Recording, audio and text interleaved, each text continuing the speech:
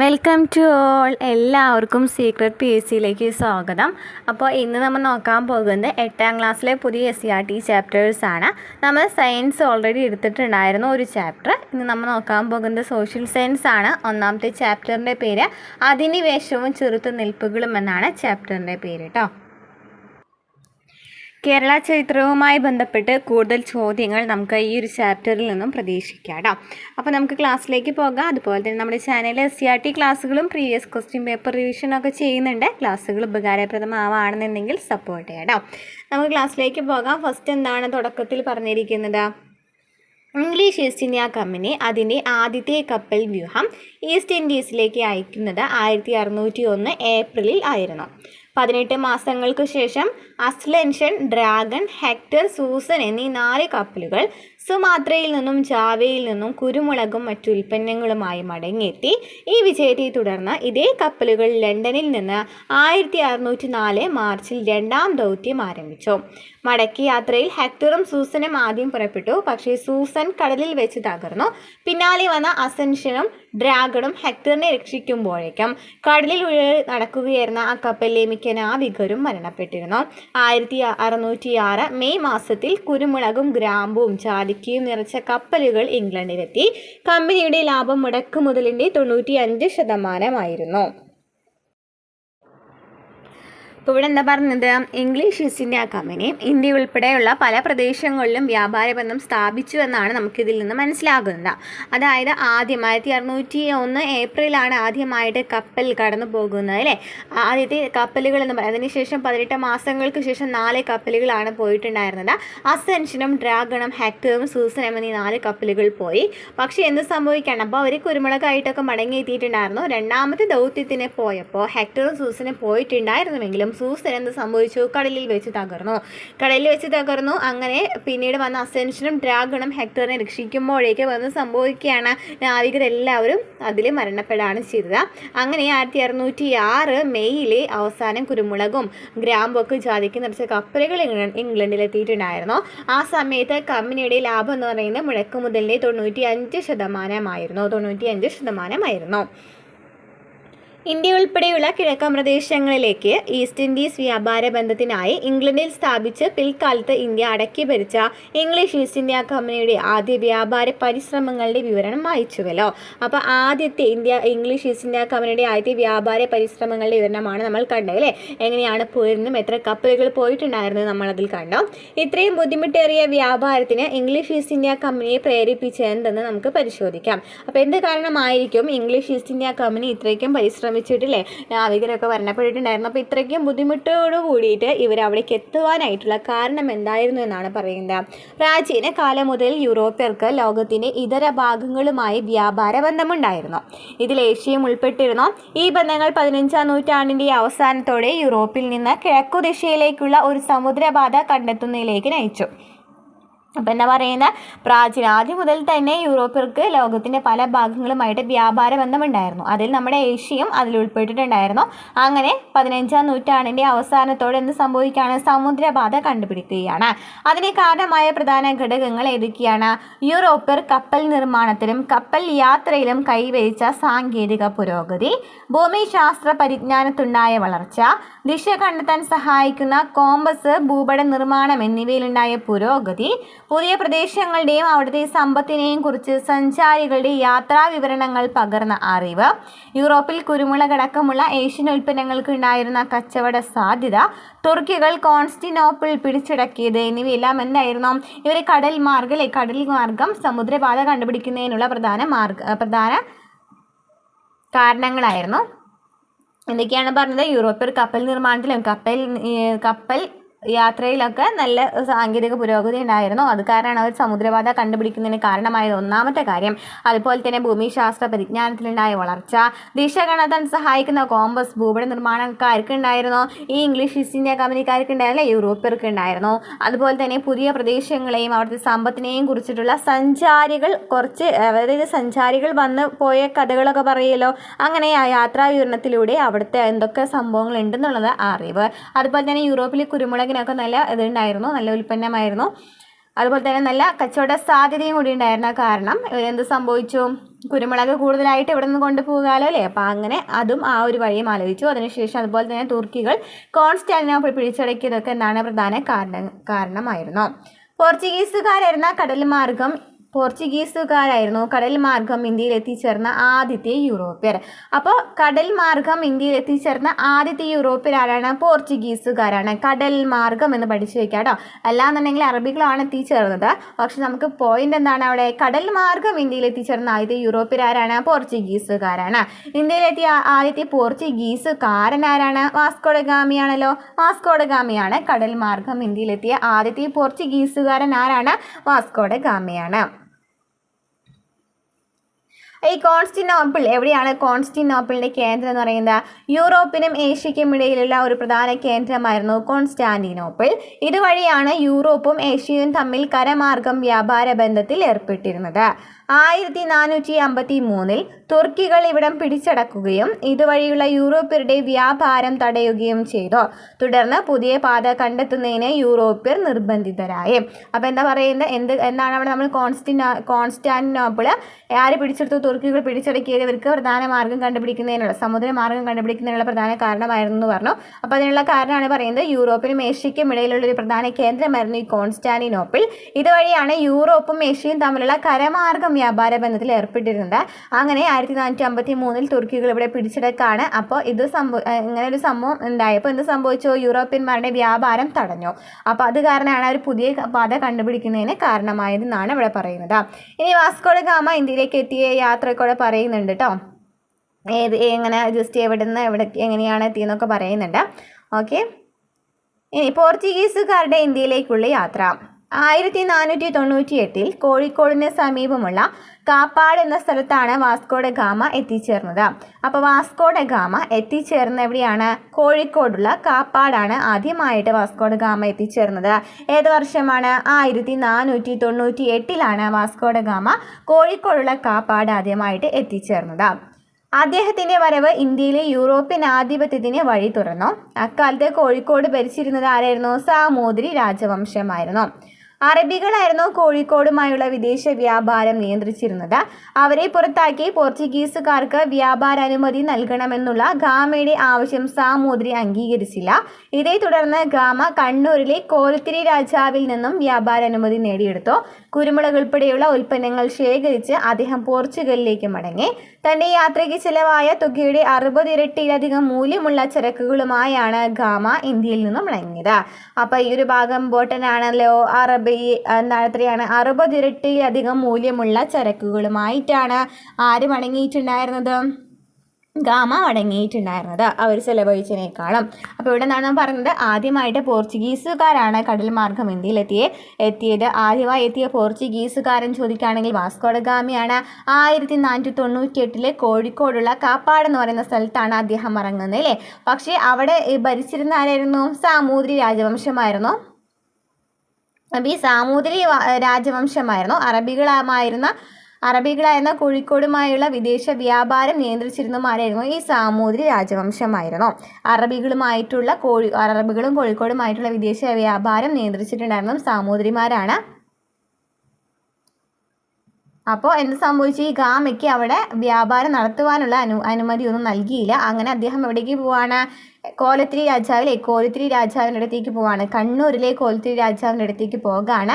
അവിടെ ചെന്നതിന് ശേഷം അദ്ദേഹത്തിന് വ്യാപാരാനുമതി ലഭിക്കുകയാണ്. അങ്ങനെയാണ് കുരുമുളക് ഉൾപ്പെടെയുള്ള കുറേ ഉൽപ്പന്നങ്ങൾ ഇവിടെ നിന്നും അങ്ങോട്ട് കൊണ്ടുപോകുന്നതിനായിട്ട് പറ്റിയത്.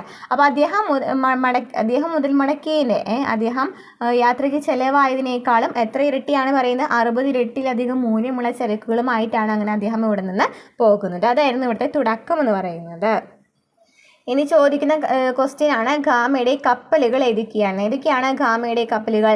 Sao Gabriel, Sao Raphael, Berrio എന്നീ 3 കപ്പലുകളാണ് ഗാമയും സംഘവും ഇന്ത്യയിൽ എത്തിച്ചേർന്നത്. ഏതൊക്കെയാണ് 3 കപ്പലുകൾ? Gabriel, Rafale, ബെറിയോ. ബെറിയോ എന്ന് പറയുന്ന 3 കപ്പലുകളാണ് ഗാമയും സംഘവും ഇന്ത്യയിലേക്ക് എത്തിച്ചേർന്ന കപ്പലുകൾ. ഏതൊക്കെയാണ്? Gabriel, Rafale, ബെറിയോ. ഗാമയുടെ യാത്രയിലൂടെ ഉണ്ടായ ലാഭം ഇന്ത്യയിലേക്ക് വീണ്ടും കച്ചവട യാത്രകൾ നടത്തുവാൻ പോർച്ചുഗീസുകാരെ പ്രേരിപ്പിച്ചു. സാമൂതിരി പോർച്ചുഗീസുകാർക്ക് വ്യാപാര കുത്തക നൽകിയില്ല. തന്മൂലം സാമൂതിരിക്കും പോർച്ചുഗീസുകാർക്കുമിടയിൽ സംഘർഷങ്ങൾ ഉടലെടുത്തു. പോർച്ചുഗീസുകാർക്ക് ശക്തമായ എതിർപ്പ് നേരിടേണ്ടി വന്നത് സാമൂതിരിയുടെ നാവിക തലവന്മാരായിരുന്ന കുഞ്ഞാലി മരയ്ക്കാന്മാരിൽ നിന്നായിരുന്നു. കുഞ്ഞാലി മരയ്ക്കാന്മാരുടെ കാലശേഷം പോർച്ചുഗീസുകാർക്ക് ഇന്ത്യയിൽ നിന്ന് കാര്യമായ ഭീഷണി ഉണ്ടായിരുന്നില്ല. അപ്പോൾ എന്താണ് ഇവിടെ പറയുന്നത്?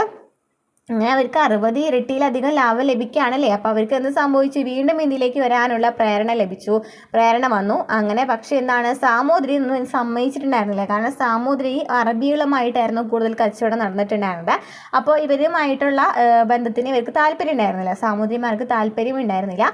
അപ്പോൾ കൂടുതലായിട്ട് അവിടെ എതിർപ്പ് നേരിടേണ്ടി വന്നത്, ഇവർക്ക് പോർച്ചുഗീസുകാർക്ക് കൂടുതലായിട്ട് എതിർപ്പ് നേരിടേണ്ടി വന്നത് കുഞ്ഞാലി മരയ്ക്കാരിൽ നിന്നായിരുന്നു. കുഞ്ഞാലി മരയ്ക്കാർ മരിച്ചതിന് ശേഷം ഇവർക്ക് നല്ല എളുപ്പമായിരുന്നു, സുഖമായിരുന്നു എന്നാണ് പറയുന്നത്. ആരാണ് കുഞ്ഞാലി മരയ്ക്കാർ? ആരാണ്? പോർച്ചുഗീസുകാരുടെ ആക്രമണങ്ങളെ ചെറുത്ത് സാമൂതിരിയെയും പശ്ചിമ തീരപ്രദേശങ്ങളെയും സംരക്ഷിച്ചിരുന്നത് കുഞ്ഞാലി മരയ്ക്കാർമാരാണ്. പോർച്ചുഗീസുകാരുടെ ആക്രമണങ്ങളെ ചെറുത്ത് സാമൂതിരിയെയും പശ്ചിമ തീരപ്രദേശങ്ങളെയും സംരക്ഷിച്ചിരുന്നത് ആരാണ്? കുഞ്ഞാലി മരയ്ക്കാർമാരാണ്. കുഞ്ഞാലി മരയ്ക്കാർ എന്നത് ഒരു സ്ഥാനപ്പേരായിരുന്നു. 4 പേരാണ് വ്യത്യസ്ത കാലങ്ങളിൽ ഈ സ്ഥാനം അലങ്കരിച്ചത്. അപ്പോൾ കുഞ്ഞാലി മരയ്ക്കാർ എന്ന് പറയുന്ന ഒരാളല്ല, 4 പേരുണ്ടായിരുന്നു എന്നാണ് പറയുന്നത്. 4 പേരാണ് ഉണ്ടായിരുന്നത്. പോർച്ചുഗീസുകാരെ പരാജയപ്പെടുത്തി ചാലിയം കോട്ട പിടിച്ചെടുത്തത് കുഞ്ഞാലി മൂന്നാമനായിരുന്നു. അപ്പോൾ കുഞ്ഞാലി മൂന്നാമൻ ആരാണ്? കുഞ്ഞാലി മൂന്നാമൻ ആരാണ്? പോർച്ചുഗീസുകാരെ പരാജയപ്പെടുത്തി ചാലിയം കോട്ട പിടിച്ചെടുത്ത് ചോദിക്കുകയാണെന്നുണ്ടെങ്കിൽ എത്രാമത്തെ കുഞ്ഞാലി മരയ്ക്കാരാണ്? മൂന്നാമത്തെ ആയിരുന്നു അല്ലേ. കുഞ്ഞാലി നാലാമനെ പോർച്ചുഗീസുകാർ ഗോവയിൽ വെച്ച് വധിച്ചു. അപ്പോൾ നാലാമനെ ഗോവയിൽ വെച്ച് വധിച്ചു. മൂന്നാമനാണ് ചാലിയം കോട്ട പിടിച്ചെടുത്തത്. കുഞ്ഞാലിമാരുടെ പതനത്തോടെ സാമൂതിരിയുടെ അധപതനവും ആരംഭിച്ചു. നെക്സ്റ്റ്, പോർച്ചുഗീസുകാരുടെ വരവ് ഇന്ത്യയിൽ സൃഷ്ടിച്ച ഫലങ്ങൾ എന്തൊക്കെയാണെന്നാണ് പറയുന്നത്. നോക്കിയൊക്കെ, മേശ, അതുപോലെ തന്നെ കസേര അല്ലേ, മേശ, കസേര, അലമാര, പെൻ എന്നിവയെല്ലാം, ജനൽ, ചാക്ക് എന്നിവയൊക്കെ എന്താണ്, ആര് കൊണ്ടുവന്നത് തന്നെയാണ്? ആരാണ്? പോർച്ചുഗീസുകാർ കൊണ്ടുവന്നതാണെന്നാണ് പറഞ്ഞിരിക്കുന്നത്. അതുപോലെ തന്നെ ഇന്ത്യയും പോർച്ചുഗീസുകാരുമായുള്ള ബന്ധത്തിന് സ്വാധീനഫലമായി പോർച്ചുഗീസ് ഭാഷയിൽ നിന്നാണ് ഈ പദങ്ങൾ മലയാള ഭാഷയ്ക്ക് ലഭിച്ചത്. ഏതൊക്കെയാണ്? കശുമാവ് എന്ന് പറയുന്നത്, പപ്പായ, പേരയ്ക്ക, പൈനാപ്പിൾ തുടങ്ങിയവ ആരാണ് പരിചയപ്പെടുത്തിയത്? പോർച്ചുഗീസുകാരാണ്. അപ്പോൾ ചോദിക്കാവുന്ന ഒരു ക്വസ്റ്റ്യൻ ആണ്, പോർച്ചുഗീസുകാരുടെ സംഭാവന ഏതൊക്കെയാണ്? കശുമാവ്, പപ്പായ, പേരയ്ക്ക, പൈനാപ്പിൾ. കശുമാവ്, പപ്പായ, പേരയ്ക്ക, പൈനാപ്പിൾ എന്നിവയ്ക്ക് എന്താണ്? പോർച്ചുഗീസുകാരുടെയാണ് അല്ലേ, പോർച്ചുഗീസുകാരുടേതാണ് എന്നാണ് പറയുന്നത്. ഇനി മാനുവൽ കോട്ടയുടെ ഒരു ഭാഗം നമുക്കിവിടെ നൽകിയിട്ടുണ്ട്. മാനുവൽ കോട്ട എന്ന് പറയുന്നത് ആദ്യത്തെ യൂറോപ്യൻ കോട്ടയാണ് അല്ലേ. ഇന്ത്യയിലെ തന്നെ ആദ്യത്തെ യൂറോപ്യൻ കോട്ടയാണ് മാനുവൽ കോട്ട, അല്ലെങ്കിൽ എന്താണ്, യൂറോപ്യൻ കോട്ട എന്നൊക്കെ പറയാം അല്ലേ. ഇത് കൊച്ചിയിലാണ് സ്ഥിതി ചെയ്യുന്നത്. ഇന്ത്യയിലെ ആദ്യത്തെ യൂറോപ്യൻ കോട്ട കൊച്ചിയിലാണ് സ്ഥാപിച്ചത്. കൊച്ചി, ഗോവ, ദാമൻ, ദിയു എന്നീ പ്രദേശങ്ങൾ പോർച്ചുഗീസ് ആധിപത്യത്തിന് കീഴിലായി. അപ്പോൾ പോർച്ചുഗീസ് ആധിപത്യത്തിന് കീഴിലായത് ഏതൊക്കെ സ്ഥലങ്ങളാണ്? കൊച്ചി, ഗോവ, ദാമൻ, ദിയു. കഴിഞ്ഞ SCERT-ൽ നമുക്ക് ഗോവയും ദാമൻ ദിയു മാത്രമാണ് തന്നിരുന്നത്. ഇപ്പോൾ നമ്മൾ ഇതിൽ കൊച്ചിയും കൂടെ ആഡ് ചെയ്തിട്ടുണ്ട് അല്ലേ.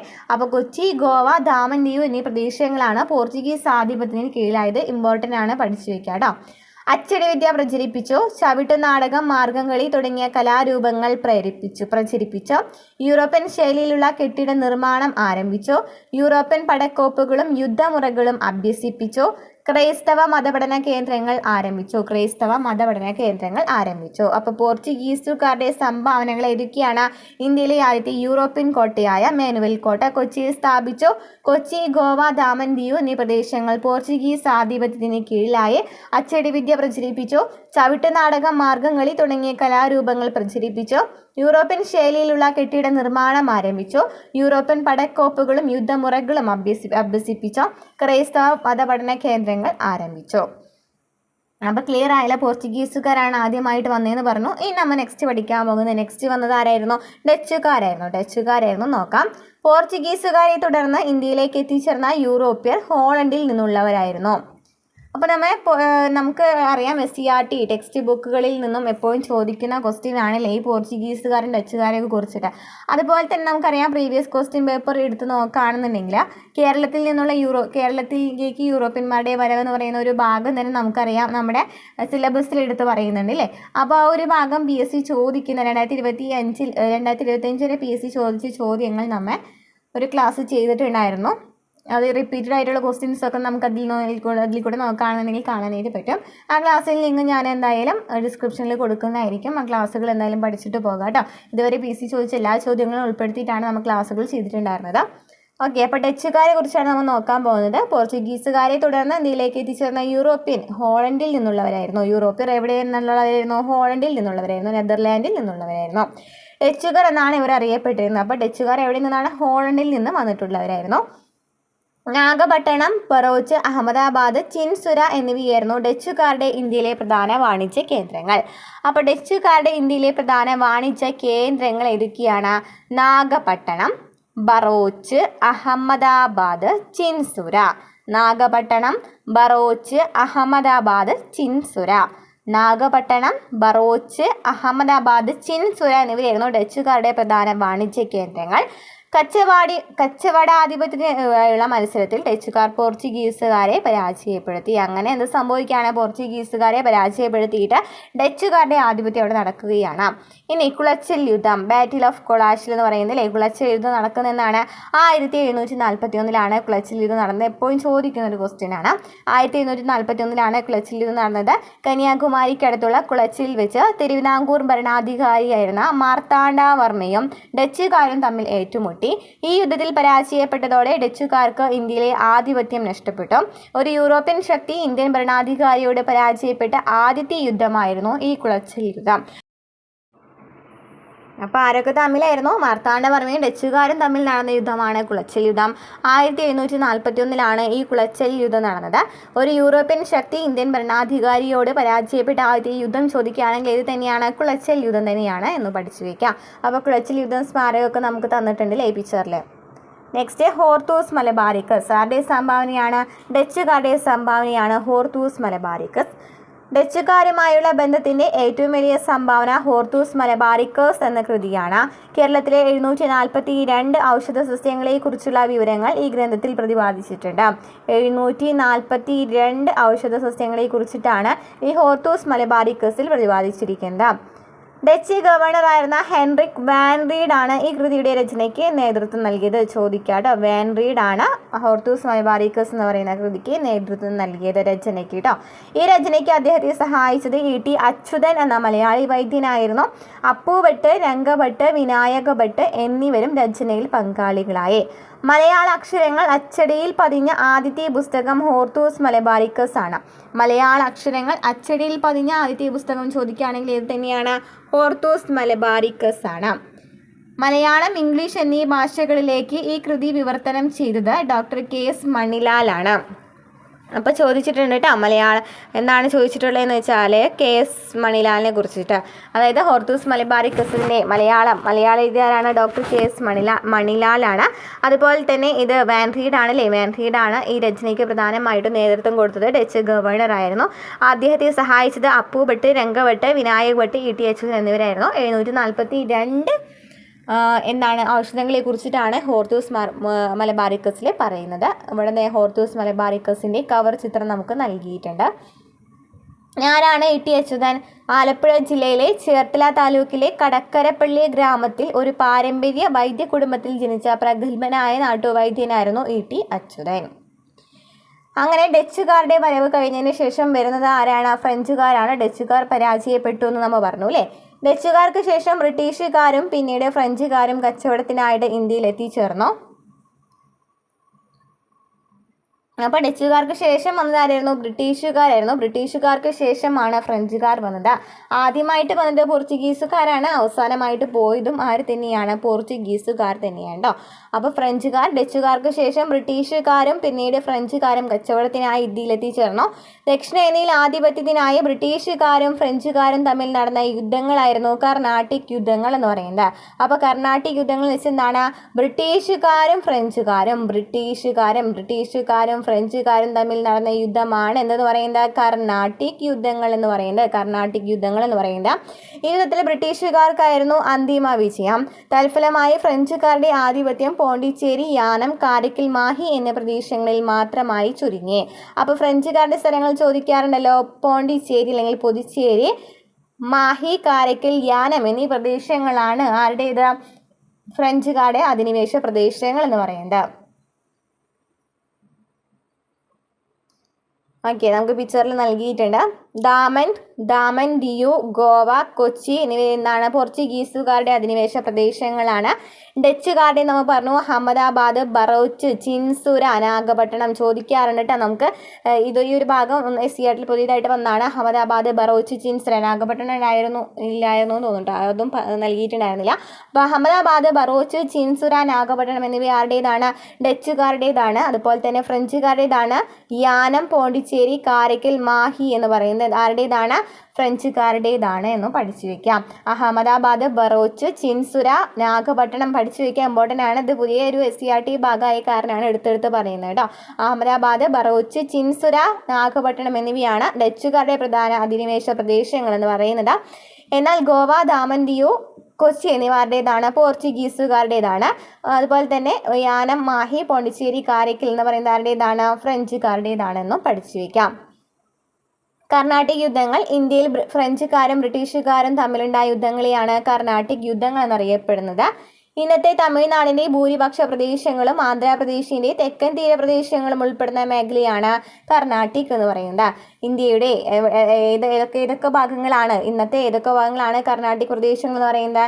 ഇന്നത്തെ തമിഴ്നാടിൻ്റെ ഭൂരിപക്ഷ പ്രദേശങ്ങളും ആന്ധ്രാപ്രദേശിൻ്റെ തെക്കൻ തീരപ്രദേശങ്ങളും ഉൾപ്പെടുന്ന മേഖലയാണ് കർണാട്ടിക് എന്ന് പറയുന്നത്. 3 കർണാട്ടിക് യുദ്ധങ്ങളാണ് ഇതുവരെ നടന്നിട്ടുള്ളത്. 3 കർണാട്ടിക് യുദ്ധങ്ങളാണ് നടന്നിട്ടുണ്ടായിരുന്നത്. പിന്നെ നോക്കിയൊക്കെ പോർച്ചുഗീസ് അധിനിവേശ പ്രദേശങ്ങൾ ചോദിച്ചിട്ടുണ്ട്. നമ്മൾ പറഞ്ഞൂലേ പോർച്ചുഗീസ് അധിനിവേശ പ്രദേശങ്ങൾ ഏതൊക്കെയാണ്? കൊച്ചി, ഗോവ, ദാമൻ, ദിയു എന്നിവയെല്ലാം എന്നാണ് പോർച്ചുഗീസുകാരുടെ അധിനിവേശ പ്രദേശങ്ങളാണ്. ഡച്ച് അധിനിവേശ പ്രദേശങ്ങൾ ഏതാണ്? നാഗപട്ടണം, അഹമ്മദാബാദ്. അതുപോലെ തന്നെ എന്തൊക്കെയാണ് പറഞ്ഞത്? ചിൻസുര, ബറോച്ച് എന്നിവ ഡച്ച് അധിനിവേശ പ്രദേശങ്ങളാണ്. ഫ്രഞ്ച് അധിനിവേശ പ്രദേശങ്ങളാണ് പോണ്ടിച്ചേരി, മാഹി, കാരയ്ക്കൽ, യാനം എന്നിവ. ഇനി കച്ചവടത്തിൽ നിന്ന് അധികാരത്തിലേക്ക്. ഇംഗ്ലീഷ് ഈസ്റ്റ് ഇന്ത്യ കമ്പനിയെക്കുറിച്ച് നമ്മൾ ഈ പാഠത്തിൻ്റെ ആരംഭത്തിൽ ചർച്ച ചെയ്തല്ലോ. ഏഷ്യയുമായുള്ള വ്യാപാര ബന്ധത്തിന് ബ്രിട്ടീഷുകാർ 1600-ലാണ് ഇംഗ്ലീഷ് ഈസ്റ്റ് ഇന്ത്യ കമ്പനി സ്ഥാപിച്ചത്. 1600-ലാണ് ഇംഗ്ലീഷ് ഈസ്റ്റ് ഇന്ത്യ കമ്പനി സ്ഥാപിച്ചത്. കമ്പനിയുടെ പ്രതിനിധി ക്യാപ്റ്റൻ വില്യം ഹോക്കിൻസ് അന്നത്തെ മുഗൾ ചക്രവർത്തി ജഹാംഗീറിൽ നിന്ന് അനുമതി നേടി ഗുജറാത്തിലെ സൂറത്തിൽ ഒരു കച്ചവട താവളം സ്ഥാപിച്ചു. തുടർന്ന് ഇന്ത്യയുടെ വിവിധ ഭാഗങ്ങളിൽ കമ്പനി ഫാക്ടറികൾ ആരംഭിച്ചു. അതിനെ തുടർന്ന് മദ്രാസ്, ബോംബെ, കൽക്കട്ട എന്നീ പ്രദേശങ്ങളിൽ ആധിപത്യം നേടിക്കൊണ്ട് കമ്പനി അവിടങ്ങളിലെ ഭരണത്തിൽ ഇടപെടാൻ തുടങ്ങി. എന്താ പറയുന്നത്? ഈസ്റ്റ് ഇന്ത്യ കമ്പനി തുടങ്ങാണ്. ഈസ്റ്റ് ഇന്ത്യ കമ്പനി തുടങ്ങുമ്പോൾ അന്നത്തെ പ്രതിനിധി എന്ന് പറയുന്നത് ക്യാപ്റ്റൻ വില്യം ഹോക്കിൻസ് ആയിരുന്നു. അന്നത്തെ മുഗൾ ചക്രവർത്തിയായ ജഹാംഗീറിൽ നിന്നും അനുമതി നേടിയിട്ട് ഗുജറാത്തിലെ സൂറത്തിലെ ഒരു കച്ചവട താവളം അല്ലേ ഫാക്ടറി സ്ഥാപിക്കുകയാണ്. എവിടെയാണ്? സൂററ്റിലാണ്. ഗുജറാത്തിലെ സൂററ്റിലാണ് ഫാക്ടറി സ്ഥാപിക്കുന്നത്. അങ്ങനെ ഇന്ത്യയുടെ വിവിധ ഭാഗങ്ങളിൽ ഈ കമ്പനി ഫാക്ടറികൾ ആരംഭിക്കുകയാണ്. ഏതൊക്കെയാണ്? മദ്രാസ്, ബോംബെ, കൽക്കട്ട എന്നീ പറയുന്ന 3 പ്രദേശങ്ങളിലാണ് ആദ്യമായിട്ട് അവിടെ കമ്പനി സ്ഥാപിക്കുന്നത് അല്ലേ. അങ്ങനെ അവിടുത്തെ ഭരണത്തിൽ ഈ കമ്പനി ഇടപെടാണ് ചെയ്യുന്നത്. ബ്രിട്ടീഷുകാർ അതിനു മുമ്പ് നോക്കാം. അവിടെ 1639 മദ്രാസ് തുറമുഖത്തിൻ്റെ ചുങ്കവരുമാനത്തിന് പകുതി നൽകണമെന്ന ഉപാധിയോടെ പ്രാദേശിക രാജാവായ ധമർല വെങ്കടാദ്രി നായക ദീർഘകാലത്തേക്ക് മദ്രാസ് തുറമുഖം ബ്രിട്ടീഷുകാർക്ക് നൽകിയിട്ടുണ്ടായിരുന്നു. അതുപോലെ 1662 പോർച്ചുഗീസ് രാജകുമാരിയായ കാതറിനെ വിവാഹം ചെയ്തപ്പോൾ ബ്രിട്ടീഷ് രാജാവ് ചാൾസ് രണ്ടാമന് ഉപഹാരമായി ലഭിച്ച ഈ പ്രദേശമാണ് ബോംബെ. പിന്നീട് ഈ പ്രദേശം ഇംഗ്ലീഷ് ഈസ്റ്റ് ഇന്ത്യ കമ്പനിക്ക് കൈമാറിയിരുന്നു. 1698 സുധനദി, കാലിക്കട്ട, ഗോവിന്ദ്പൂർ എന്നീ 3 ഗ്രാമങ്ങൾക്ക് ചുറ്റും ബ്രിട്ടീഷുകാർ പണിത കോട്ടയാണ് വില്യം കോട്ട. വില്യം കോട്ട ആര് പണിതാണ്? ബ്രിട്ടീഷുകാർ പണിതാണ്. ക്രമേണ ഈ പ്രദേശ പട്ടണമായിട്ട് മാറി. അങ്ങനെയാണ് ഈ കൽക്കട്ട എന്ന പേരിൽ ആ പേര് വരുന്നത്. കൽക്കട്ട എന്ന് പറയുന്ന പേര് വരുന്നത്. അപ്പോൾ എങ്ങനെയാണ് ഈ 3 പേരുകൾ വന്നത്? എന്ത് കാരണമാണ് അവിടെ എന്ത് സംഭവിക്കുന്നത്? കമ്പനി അവിടെ സ്ഥാപിക്കാൻ കാരണമായി എന്നാണ് നമ്മൾ പറയുന്നത്. അപ്പോൾ ആദ്യം തന്നെ പറഞ്ഞ എന്തായിരുന്നു? ചുങ്കവരുമാനത്തിൻ്റെ പകുതി നൽകണമെന്ന ഒരു അനുമതിയോട് കൂടിയിട്ടാണ് മദ്രാസ് തുറമുഖം ബ്രിട്ടീഷുകാർക്ക് നൽകിയിട്ടുണ്ടായിരുന്നത്. അതിനുശേഷം പോർച്ചുഗീസുകാരിയായിട്ടുള്ള രാജകുമാരിയെ വിവാഹം ചെയ്തപ്പോൾ എന്ത് സംഭവിച്ചു? ഉപഹാരമായിട്ട് ബ്രിട്ടീഷ് രാജാവ് ചാൾസ് രണ്ടാമന് ഉപഹാരമായിട്ട് ലഭിച്ച ഈ പ്രദേശമാണ് ബോംബെ എന്ന് പറയുന്നത്. അത് കാരണമാണ് രണ്ടാമത്തെ കമ്പനി അവിടെ സ്ഥാപിച്ചത്. അതുപോലെ തന്നെ കൽക്കട്ട എന്ന് പറയുന്നത് എന്താണ്? ബ്രിട്ടീഷുകാർ 3 ഗ്രാമങ്ങൾക്ക് ചുറ്റും ബ്രിട്ടീഷുകാർ പണിത കോട്ടയാണ് വില്യം കോട്ട. അങ്ങനെയാണ് കൽക്കട്ട എന്ന് പറയുന്ന പേരും വന്നത്. നെക്സ്റ്റ്, ബ്രിട്ടീഷുകാർ ഇന്ത്യയിൽ രാഷ്ട്രീയ ആധിപത്യം സ്ഥാപിക്കുന്നത് 1757 പ്ലാസി യുദ്ധത്തിലൂടെയാണ്. ബംഗാളിലെ നവാബായിരുന്ന സിറാജുദ്ദൗളയെ റോബർട്ട് ക്ലൈവിൻ്റെ നേതൃത്വത്തിലുള്ള ഈസ്റ്റ് ഇന്ത്യ കമ്പനിയുടെ സൈന്യം ഈ യുദ്ധത്തിൽ പരാജയപ്പെടുത്തി. ബംഗാളിൻ്റെ ഭരണം പിടിച്ചെടുത്തത് ബ്രിട്ടീഷുകാർക്ക് ഇന്ത്യയിലെ മറ്റ് പ്രദേശങ്ങൾ തങ്ങളുടെ അധീനതയിൽ കൊണ്ടുവരാൻ സഹായകമായി. കാർഷിക സമ്പന്നമായ ബംഗാളിലെ ഭൂനികുതി കൊണ്ട് ബ്രിട്ടീഷുകാർ സൈനിക ശക്തി മെച്ചപ്പെടുത്തുകയും രാജ്യത്തിൻ്റെ ബാക്കി ഭാഗങ്ങൾ കീഴടക്കാനുള്ള പണം സ്വരൂപിക്കുകയും ചെയ്തു. ഇവിടെ പറയുന്നത് പ്ലാസി യുദ്ധം നടന്നത് 1757 ആരൊക്കെയായിരുന്നു? ബംഗാളിലെ നവാബായിരുന്ന സിറാജുദ്ദൗള റോബർട്ട് ക്ലൈവും തമ്മിലായിരുന്നു ശരിക്കും പറഞ്ഞാൽ അവിടെ നിന്ന് നടന്നിട്ടുണ്ടായിരുന്നത് ഈ യുദ്ധം നടക്കുന്നത് അല്ലേ, പ്ലാസി യുദ്ധം നടക്കുന്നത്. അങ്ങനെ ഈസ്റ്റ് ഇന്ത്യ കമ്പനിയുടെ സൈന്യം ഈ യുദ്ധത്തിൽ പരാജയപ്പെടുത്തിയില്ലേ. ഈസ്റ്റ് ഇന്ത്യ കമ്പനിയുടെ സൈന്യത്തെ റോബർട്ട് ക്ലൈവിൻ്റെ നേതൃത്വത്തിലുള്ള ഈസ്റ്റ് ഇന്ത്യ കമ്പനിയുടെ സൈന്യം ഈ യുദ്ധത്തിൽ പരാജയപ്പെടുത്തി. ബംഗാളിനെ ഭരണം പിടിച്ചെടുത്തത് ബ്രിട്ടീഷുകാർക്ക് ഇന്ത്യയിലെ മറ്റു പ്രദേശങ്ങളിലേക്കും വരാനായിട്ടുള്ള കാരണമാകാണ്. അങ്ങനെ നെക്സ്റ്റ് യുദ്ധം നടക്കുകയാണ്. കാർഷിക സമ്പന്നമായ ബംഗാളിലെ ഭൂനികുതി കൊണ്ട് ബ്രിട്ടീഷുകാർ സൈനിക ശക്തി മെച്ചപ്പെടുത്തുകയും രാജ്യത്തെ ബാക്കി ഭാഗങ്ങൾ കീഴടക്കാനുള്ള പണം സ്വരൂപിക്കുകയും ചെയ്തു. 1764 നെക്സ്റ്റ് യുദ്ധം നടക്കുന്നത്. ബക്സാർ യുദ്ധം. 1764 ബക്സാർ എന്ന സ്ഥലത്ത് വെച്ചുണ്ടായ യുദ്ധത്തോടെ ബീഹാർ, ബംഗാൾ, ഒറീസ എന്നീ പ്രവിശ്യകളിലെ നികുതി പിരിക്കുവാനുള്ള അവകാശം കമ്പനി സ്വന്തമാക്കി. അപ്പോൾ 1764 ബക്സാർ എന്ന് പറയുന്ന സ്ഥലത്ത് യുദ്ധം നടക്കുന്നത്. ബീഹാർ, ബംഗാൾ, ഒറീസ എന്നീ പ്രവിശ്യകളിൽ നികുതി പിരിക്കാനുള്ള അവകാശം ആര് സ്വന്തമാക്കാണ്? കമ്പനി സ്വന്തമാക്കി. അതോടെ ഇന്ത്യയിൽ ഈസ്റ്റ് ഇന്ത്യ കമ്പനിയുടെ ഭരണ സാന്നിധ്യം ശക്തമായി.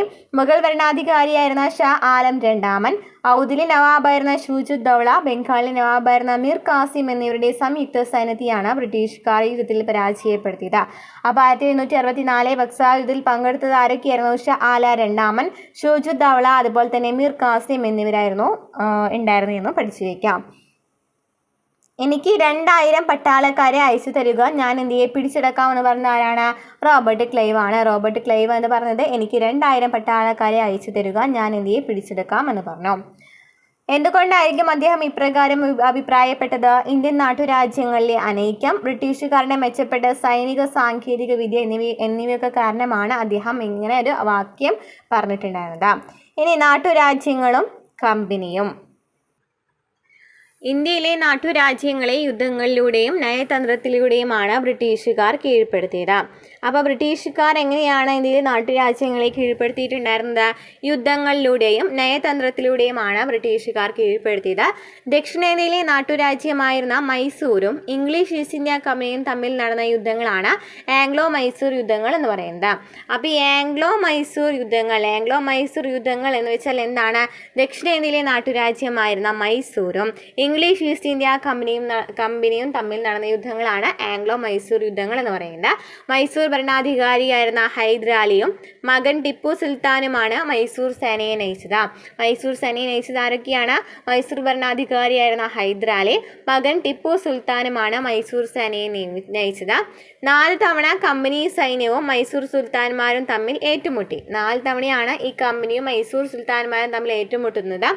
1782 ഹൈദരാലിയുടെ മരണാനന്തരം ടിപ്പു സുൽത്താൻ മൈസൂർ സേനയെ നയിച്ചു. 1782 ഹൈദരാലി മരിച്ചതിനു ശേഷം ആരാണ്? ടിപ്പു സുൽത്താനാണ് മൈസൂർ സേനയെ നയിച്ചത്.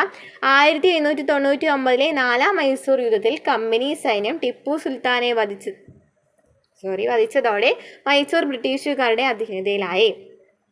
അപ്പോൾ എന്താണ് ഇവിടെ പറയുന്നത്? ദക്ഷിണേന്ത്യയിലെ നാട്ടുരാജ്യമായിരുന്ന മൈസൂരും ഈസ്റ്റ് ഇന്ത്യ കമ്പനിയും തമ്മിൽ നടന്ന യുദ്ധങ്ങളെയാണെന്ന് പറയുന്നത് ആംഗ്ലോ മൈസൂർ യുദ്ധങ്ങൾ എന്ന് പറയുന്നത്. ആരൊക്കെയാണ് ഈ മൈസൂർ സേനയെ നയിച്ചത്? ഹൈദരാലിയും ടിപ്പു സുൽത്താനാണ്. ഹൈദരാലിയുടെ മരണത്തിന് ശേഷമാണ് ആര് വരുന്നത്? ടിപ്പു സുൽത്താൻ വരുന്നത്. 4 തവണയാണ് ഇവർ തമ്മിൽ ഏറ്റുമുട്ടിയിട്ടുണ്ടായിരുന്നത്. 1782 ഹൈദരാലി മരിക്കുന്നത്. 1799 4ാം മൈസൂർ യുദ്ധത്തിലാണ് എന്ത് ചെയ്യുന്നത്? കമ്പനി സൈന്യം ടിപ്പു സുൽത്താനെ വധിക്കുന്നത്. അതോടെ മൈസൂർ ബ്രിട്ടീഷുകാരുടെ അധീനതയിലായി. ഇംഗ്ലീഷ് ഈസ്റ്റ് ഇന്ത്യ കമ്പനിയും മറാത്ത രാജ്യവും തമ്മിൽ നടന്നതാണ് ആംഗ്ലോ മറാത്ത യുദ്ധങ്ങൾ. അപ്പോൾ നമ്മൾ എന്ത് പറഞ്ഞു? ആംഗ്ലോ മൈസൂർ യുദ്ധങ്ങൾ പറഞ്ഞല്ലോ. ഈ നെക്സ്റ്റ് പറയുന്നത് എന്താണ്? ആംഗ്ലോ മറാത്ത യുദ്ധങ്ങളാണ്. ഇംഗ്ലീഷ് ഈസ്റ്റ് ഇന്ത്യ കമ്പനിയും മറാത്ത രാജ്യവും തമ്മിൽ നടന്നതാണ് ആംഗ്ലോ മറാത്ത യുദ്ധങ്ങൾ. മൂന്നാം ആംഗ്ലോ മറാത്ത യുദ്ധത്തോടെ മറാത്ത ഉൾപ്പെടുന്ന പ്രദേശങ്ങൾ ബ്രിട്ടീഷ് നിയന്ത്രണത്തിലായി. ഇംഗ്ലീഷ് ഈസ്റ്റ് ഇന്ത്യ കമ്പനിയും സിഖുകാരും തമ്മിൽ നടന്ന ആംഗ്ലോ സിഖ് യുദ്ധങ്ങളിലെ സിഖുകാരുടെ പരാജയത്തോടെ പഞ്ചാബ് ബ്രിട്ടീഷ് അധീനതയിലായി. എന്താണ് പറയുന്നത്? ഇംഗ്ലീഷ് ഈസ്റ്റ് ഇന്ത്യ കമ്പനിയും മറാത്ത രാജ്യവും തമ്മിൽ നടന്ന യുദ്ധമായിരുന്നു ഈ ആംഗ്ലോ മറാത്ത യുദ്ധങ്ങൾ എന്ന് പറയുന്നത്. 3 ആംഗ്ലോ മറാത്ത യുദ്ധങ്ങളാണ് ഉണ്ടായിരുന്നത്. ഈ 3ആം ആംഗ്ലോ മറാത്ത യുദ്ധത്തോടെയാണ് മറാത്ത ഉൾപ്പെടുന്ന പ്രദേശങ്ങൾ ബ്രിട്ടീഷ് നിയന്ത്രണത്തിലായിട്ട് മാറുന്നത്. ഇംഗ്ലീഷ് ഈസ്റ്റ് ഇന്ത്യ കമ്പനിയും സിഖുകാരും തമ്മിൽ നടന്നത് ഏത് യുദ്ധങ്ങളായിരുന്നു? ആംഗ്ലോ സിഖ് യുദ്ധങ്ങളായിരുന്നു. ഇംഗ്ലീഷ് ഈസ്റ്റ് ഇന്ത്യ കമ്പനിയും സിഖുകാരും തമ്മിൽ നടന്ന യുദ്ധങ്ങളെയാണെന്ന് പറയുന്നത് ആംഗ്ലോ സിഖ് യുദ്ധങ്ങൾ എന്ന് പറയുന്നത്. അതിൽ സിഖുകാരുടെ പരാജയത്തോടെ ബ്രിട്ടീഷുകാർക്ക് എന്ത് ലഭിക്കുകയാണ്? പഞ്ചാബ് ബ്രിട്ടീഷുകാർക്ക് ലഭിക്കുകയാണ് ചെയ്യുന്നത്. ടിപ്പു സുൽത്താനെ കുറിച്ച് ടിപ്പു സുൽത്താന്റെ ചിത്രം നൽകിയിട്ടുണ്ട് അല്ലേ? കീഴടക്കിയ പ്രദേശങ്ങളിൽ നിന്നും പരമാവധി സമ്പത്ത് കൈക്കലാക്കുകയായിരുന്നു ബ്രിട്ടീഷുകാരുടെ ലക്ഷ്യം. അതിനായി അവർ സ്വീകരിച്ച മാർഗങ്ങളാണ് കച്ചവടം, നികുതി പിരിവ്, യുദ്ധങ്ങൾ എന്ന് പറയുന്നതൊക്കെ എന്താണ്?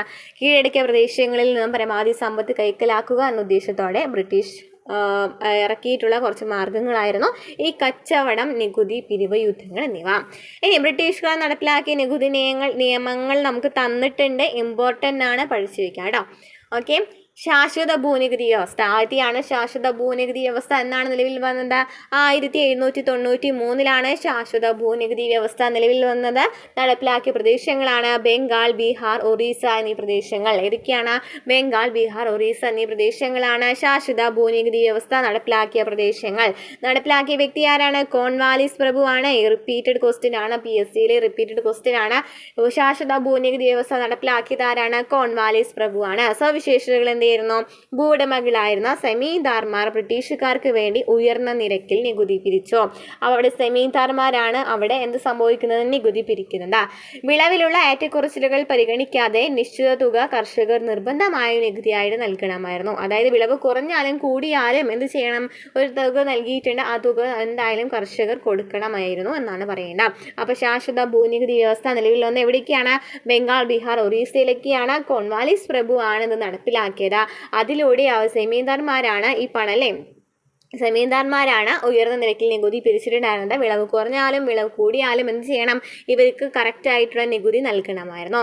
നെക്സ്റ്റ് സമ്പ്രദായം ഏതാണ്? റേറ്റ് വാരി സമ്പ്രദായമാണ്. എന്നാണ് ശാശ്വത ഭൂനികുതി പറഞ്ഞത്? 1793 ശാശ്വത ഭൂനികുതി വ്യവസ്ഥ പറഞ്ഞത്. 1793 റേറ്റ് വാരി സമ്പ്രദായം 1820 വന്നത്. 1820 1820 എന്ത് വന്നത്? റേറ്റ് വാരി സമ്പ്രദായം വന്നത്. ദക്ഷിണേന്ത്യ, ഡെക്കാൻ എന്നീ പ്രദേശങ്ങളിലാണ്. ഡെക്കാൻ പഠിച്ചിരിക്കുക. ദക്ഷിണേന്ത്യ, ഡെക്കാൻ എന്നീ പ്രദേശങ്ങളിലുള്ളതായിരുന്നു ഈ റേറ്റ് വാരി വ്യവസ്ഥ. തോമസ് മൺറോ, അലക്സാണ്ടർ റീഡ് എന്നിവരായിരുന്നു ഇതിൽ പ്രധാനമായിട്ട് ഇത് നടപ്പിലാക്കിയത്. ആരൊക്കെയായിരുന്നു റേറ്റ് വാരി സമ്പ്രദായം നടപ്പിലാക്കിയത്? തോമസ് മൺറോയും അലക്സാണ്ടർ റീഡും. ഇമ്പോർട്ടൻ്റ് ആണ്, ഇത് കഴിഞ്ഞ SCRT ഉണ്ടായിരുന്നില്ല കേട്ടോ. അപ്പോൾ തോമസ് മൺറോ, അലക്സാണ്ടർ റീഡ് എന്നിവരായിരുന്നു റേറ്റ് വാരി സമ്പ്രദായം നടപ്പിലാക്കിയത്. കർഷകരെ ഭൂ ഉടമകളായിട്ട് അവരെ പരിഗണിച്ചിട്ടുണ്ടായിരുന്നു. ബ്രിട്ടീഷുകാർ കർഷകരിൽ നിന്ന് നേരിട്ട് നികുതി പിരിച്ചിട്ടുണ്ടായിരുന്നു. അവിടെ ഇടനിലക്കാരൊന്നും ഉണ്ടായിരുന്നില്ല. നികുതി നൽകുന്നതിൽ നിന്നും വീഴ്ച വരുത്തിയ കർഷകരുടെ ഭൂമി ബ്രിട്ടീഷുകാർ പിടിച്ചെടുത്തു. റേറ്റ് വാരി സമ്പ്രദായം നിലവിൽ വന്നത് 1820 ദക്ഷിണേന്ത്യ, ഡെക്കാൻ എന്നീ പ്രദേശങ്ങളിലാണ് റേറ്റ് വാരി സമ്പ്രദായം കൂടുതലായിട്ട് നിലനിന്നിരുന്നത്. തോമസ് മൺറോ അതുപോലെ അലക്സാണ്ടർ റീഡ് എന്നിവരായിരുന്നു ഇത് നടപ്പിലാക്കിയിട്ടുണ്ടായിരുന്നത്. റേറ്റ് വാരി സമ്പ്രദായം നടപ്പിലാക്കിയത് തോമസ് മൺറോയും അലക്സാണ്ടർ റീഡും കൂടിയിട്ടായിരുന്നു. കർഷകരെ ഭൂവുടമകളായി പരിഗണിച്ചു. ബ്രിട്ടീഷുകാർ കർഷകരിൽ നിന്നും നേരിട്ട് നികുതി പിരിച്ചു. നികുതി നൽകുന്നതിൽ നിന്നും വീഴ്ച വരുത്തിയ കർഷകരുടെ ഭൂമി ബ്രിട്ടീഷുകാർ പിടിച്ചെടുത്തു. ഇനി എന്താണ് മഹൽവാരി സമ്പ്രദായം? 1822 മഹൽവാരി സമ്പ്രദായം ഉണ്ടായിരുന്നത്. ഉത്തരേന്ത്യ, മധ്യേന്ത്യ, പഞ്ചാബ് എന്നിവിടങ്ങളിലായിരുന്നു ഉണ്ടായിരുന്നത്. എവിടേക്കാണ്? ഉത്തരേന്ത്യ, മധ്യേന്ത്യ, പഞ്ചാബ് എന്നിവിടങ്ങളിലാണ് മഹൽവാരി സമ്പ്രദായം നിലവിൽ വന്നിരുന്നത്. ഹോൾട്ട് മക്കൻസിയാണ് ഈ മഹൽവാരി സമ്പ്രദായം നടപ്പിലാക്കിയത്. ഹോൾട്ട് മക്കൻസിയാണ്. ഗ്രാമത്തെ ഒരു യൂണിറ്റായി കണക്കാക്കി നികുതി പിരിച്ചു. നികുതിയിൽ വീഴ്ച വരുത്തുന്ന ഗ്രാമത്തെ ബ്രിട്ടീഷ് ഇന്ത്യയോട് കൂട്ടിച്ചേർത്തു. കൂട്ടിച്ചേർത്തിട്ടുണ്ടായിരുന്നു. അപ്പോൾ ബ്രിട്ടീഷുകാർ നടപ്പിലാക്കിയ നികുതി സമ്പ്രദായങ്ങളുടെ പൊതു സവിശേഷതകൾ എന്താണ്? ഉയർന്ന നികുതി നിരക്കാണ്. എന്തായാലും നികുതി നൽകണമായിരുന്നു അല്ലേ? ബ്രിട്ടീഷുകാരുടെ നികുതി സമ്പ്രദായത്തിന്റെ ഫലമായി കൃഷിഭൂമി നഷ്ടപ്പെടാതിരിക്കുന്നതിന് വേണ്ടി പണമിടപാടുകാരിൽ നിന്നും പണം കടം വാങ്ങാൻ കർഷകർ നിർബന്ധിതരായി. അതായത് വിളവ് കുറഞ്ഞാലും ഇവർക്ക് നികുതി നൽകണമായിരുന്നു. അപ്പോൾ ഇവർക്ക് നികുതി നൽകാൻ കയ്യിൽ കാശില്ലാണ്ടായി ഇപ്പം എന്ത് സംഭവിച്ചു? പണമിടപാടുകാരെ കാണാനല്ലേ. തന്മൂലം കർഷകർ കടക്കിണിയിലായി. ഇവരുടെ ഭൂമി പിടിച്ചെടുക്കുവാനുള്ള അധികാരം പണമിടപാടുകാർക്കുണ്ടായിരുന്നു. അങ്ങനെ ഇവര് അങ്ങനെ ദുരിതത്തിലാവാണ്. അങ്ങനെ എന്ത് ചെയ്യാണ്? ഈ ഭൂമി പിടിച്ചെടുക്കാനുള്ള അധികാരം ഈ പണമിടപാടുകാർക്ക് ഉണ്ടായിരുന്നു. ബ്രിട്ടീഷുകാരുടെ പുതിയ നിയമവ്യവസ്ഥയും ഭൂനികുതി സമ്പ്രദായങ്ങളും പണമിടപാടുകാരെ പ്രോത്സാഹിപ്പിക്കുന്നതായിരുന്നു.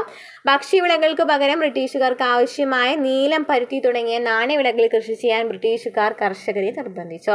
അപ്പോൾ ഇവർക്ക് കൂടുതലായിട്ട് പ്രാധാന്യം ഉണ്ടായിരുന്നത് ഈ നീലം, പരുത്തിയൊക്കെ കൃഷി ചെയ്യുവാനായിട്ടായിരുന്നു. അപ്പോൾ ഭക്ഷ്യവിളകളൊന്നും കൃഷി ചെയ്യേണ്ട എന്ന് പറഞ്ഞു. അങ്ങനെ ചെയ്തു. നാണ്യവിളകളുടെ വ്യാപനം ഭക്ഷ്യവിളകൾ കുറയുന്നതിനും ഭക്ഷ്യക്ഷാമത്തിനും കാരണമായി. കാർഷിക മേഖലയിൽ വർദ്ധിച്ചു വന്ന ഈ വാണിജ്യവൽക്കരണം കർഷകരെ ചൂഷണം ചെയ്യാൻ പണമിടപാടുകാരെ സഹായിച്ചു. വിളവെടുത്തു കഴിഞ്ഞാൽ കർഷകർക്ക് കിട്ടുന്ന വിലയ്ക്ക് കാർഷിക ഉൽപ്പന്നങ്ങൾ വിൽക്കേണ്ടതായിട്ടും വന്നു. അപ്പോൾ ഈ ബ്രിട്ടീഷുകാരുടെ നികുതി നയങ്ങൾ നമ്മൾ പറഞ്ഞു. അതെങ്ങനെയാണ് ഈ കർഷകരെ ബാധിച്ചിട്ടുണ്ടായിരുന്നത്?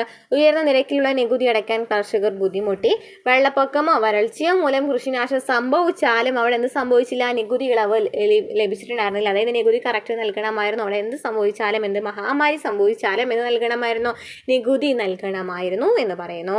അതുപോലെ കർഷകർക്ക് കൃഷിഭൂമി നഷ്ടപ്പെടാതിരിക്കാൻ പണമിടപാടുകാരെ ആശ്രയിക്കേണ്ടി വന്നു. അങ്ങനെ കടക്കണിയിൽപ്പെട്ട കർഷകർക്ക് ഭൂമി നഷ്ടപ്പെട്ടു. കർഷകരെ പോലെ കൈത്തൊഴിലുകാരെയും ബ്രിട്ടീഷ് നയങ്ങൾ ദുരിതത്തിലാക്കി.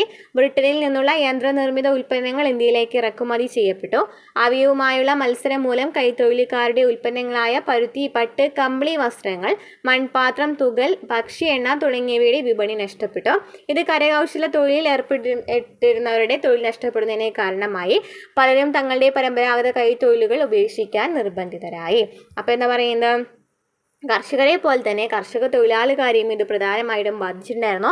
കാരണം ബ്രിട്ടനിൽ നിന്നും യന്ത്രനിർമ്മിതമായ വസ്ത്രങ്ങൾ ഭയങ്കര വിലക്കുറവിൽ ഇറക്കാണ്. അപ്പോൾ ഇവരുടെ പണി പോയില്ലേ. അതുപോലെ തന്നെ പരുത്തി, പട്ട്, കമ്പിളി വസ്ത്രങ്ങൾ, മൺപാത്രം, തുകൽ, ഭക്ഷ്യ എണ്ണ എന്നിവയുടെ വിപണിയൊക്കെ ഇവർക്ക് നഷ്ടപ്പെടാണ്.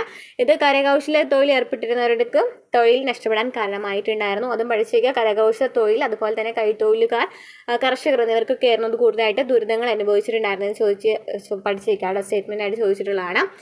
ചൂഷണത്തിനെതിരെയുള്ള പോരാട്ടങ്ങൾ നോക്കാം. നമുക്ക് പോരാട്ടങ്ങളിലേക്ക് കടക്കാം. ഇവിടെ നമുക്ക് ഇന്ത്യ ചരിത്രവുമായി ബന്ധപ്പെട്ട കാര്യങ്ങളും കടന്നു വരുന്നുണ്ട്, നോക്കാം. ബ്രിട്ടീഷുകാരുടെ സാമ്പത്തിക നയങ്ങൾ ഇന്ത്യയിലെ വിവിധ ജനവിഭാഗങ്ങളെ പ്രതികൂലമായി ബാധിച്ചു. ജനങ്ങൾ അവർക്കെതിരെ കലാപങ്ങൾ ആരംഭിച്ചു. അത്തരത്തിലുള്ള ചില കലാപങ്ങൾ നമുക്ക് പരിചയപ്പെടാം. സന്യാസിമാരും പോരാളികളായപ്പോൾ 1773 ഒരു വേനൽക്കാലം ബംഗാളിലെ പദചിഹ്നം എന്ന ഗ്രാമം മഴ പെയ്തപ്പോൾ ജനങ്ങൾ ആശ്വസിച്ചു, ആഹ്ലാദിച്ചു. പക്ഷേ മഴ പെട്ടെന്ന് നിലച്ചു. വിള ഉണങ്ങിപ്പോയി. നാട്ടിൽ ക്ഷാമം പടർന്നു പിടിച്ചു. സർക്കാർ നികുതി പിരിവ് നിർത്തിയില്ല. നികുതി കുടിശ്ശികയടക്കം കർശനമായി പിരിക്കാൻ അവർ ഓടി നടന്നു. ബംഗാൾ ദയനീയമായ അവസ്ഥയിലായി. ജനങ്ങൾ കഷ്ടപ്പെട്ടു. കന്നുകാലികളെ വിറ്റു. കൃഷിപ്പണിക്കുള്ള ആയുധങ്ങൾ വിറ്റു. വിത്തുപോലും കൊടുക്കേണ്ടി വന്നു. വീട്ടിലെ പണ്ടങ്ങളും പാത്രങ്ങളും വിറ്റു. ചിലർക്ക് വീടിൻ്റെ വാതിൽ പോലും പൊളിച്ച് വിൽക്കേണ്ടി വന്നു. മനുഷ്യർക്കോ വിലയില്ലല്ലോ, അതുകൊണ്ട് മനുഷ്യരെ വിൽക്കാൻ സാധിച്ചില്ല. ഗ്രാമീണർ പുല്ലുകളും ഇലകളും കിഴങ്ങുകളും പറിച്ചെടുത്ത് തിന്നുകയായി. എലികളെയും പൂച്ചകളെയും നായ്ക്കളെയും കൊന്നു തിന്ന് വിഷപ്പടക്കി. രോഗങ്ങൾ പടർന്നു പിടിച്ചു. പനിയും പ്ലേഗും മസൂരിയും കാറ്റുപോലെ പരന്നു. രോഗികളെ ശുശ്രൂഷിക്കാനോ ശവങ്ങൾ മറവ് ചെയ്യുവാനോ ആളില്ലാതായി. വീടുകളിൽ ശവശരീരങ്ങൾ അനാഥമായി കിടന്ന് ചീഞ്ഞു നാറി. അപ്പോൾ ഇത് ബങ്കിം ചന്ദ്ര ചാറ്റർജിയുടെ ആനന്ദമഠം എന്ന് പറയുന്ന കൃതിയിലേതാണ്. നമുക്കറിയാം ആനന്ദമഠമൊക്കെ നമുക്ക് ഫേമസ് ആയിട്ടുള്ള ഒരു സംഭവമാണല്ലേ. അതിൽ നിന്നാണ് എന്തെടുത്തിട്ടുള്ളത്? വന്ദേ മാതരം എടുത്തിട്ടുള്ളത്. നമുക്ക് നോക്കാം. ബംഗാളിലുണ്ടായ ക്ഷാമം പരിഹരിക്കുന്നതിന് ഈസ്റ്റ് ഇന്ത്യ കമ്പനി യാതൊരു ശ്രമവും നടത്തിയില്ല. അതിനാൽ ദരിദ്രരായ കർഷകരും തൊഴിലാളികളും ബ്രിട്ടീഷുകാർക്കെതിരെ പോരാടി. അങ്ങനെ ഇങ്ങനൊരു സംഭവം വന്നപ്പോഴാണ് എന്ത് ചെയ്യുന്നത്? ബ്രിട്ടീഷുകാർക്കെതിരെ പോരാടുന്നത്. കർഷക കലാപത്തിന് സന്യാസിമാരുടെ പിന്തുണയും ഉണ്ടായിരുന്നു. അതിനാൽ ഇവ സന്യാസി കലാപങ്ങൾ എന്നറിയപ്പെടുന്നു. അപ്പോൾ സന്യാസി കലാപങ്ങൾ എന്ന് വെച്ചാൽ എന്താണ്? സന്യാസിമാരുടെ പിന്തുണ ഉണ്ടായിരുന്ന കാരണമാണ് സന്യാസി കലാപങ്ങൾ എന്നറിയപ്പെടുന്നത്. സന്യാസിമാരോടൊപ്പം ഫക്കീർമാരും ബ്രിട്ടീഷുകാർക്കെതിരെ കലാപത്തിൽ അണിചേർന്നിട്ടുണ്ടായിരുന്നു. അതുകൊണ്ട് ഈ കലാപത്തെ സന്യാസി ഫക്കീർ കലാപം എന്നും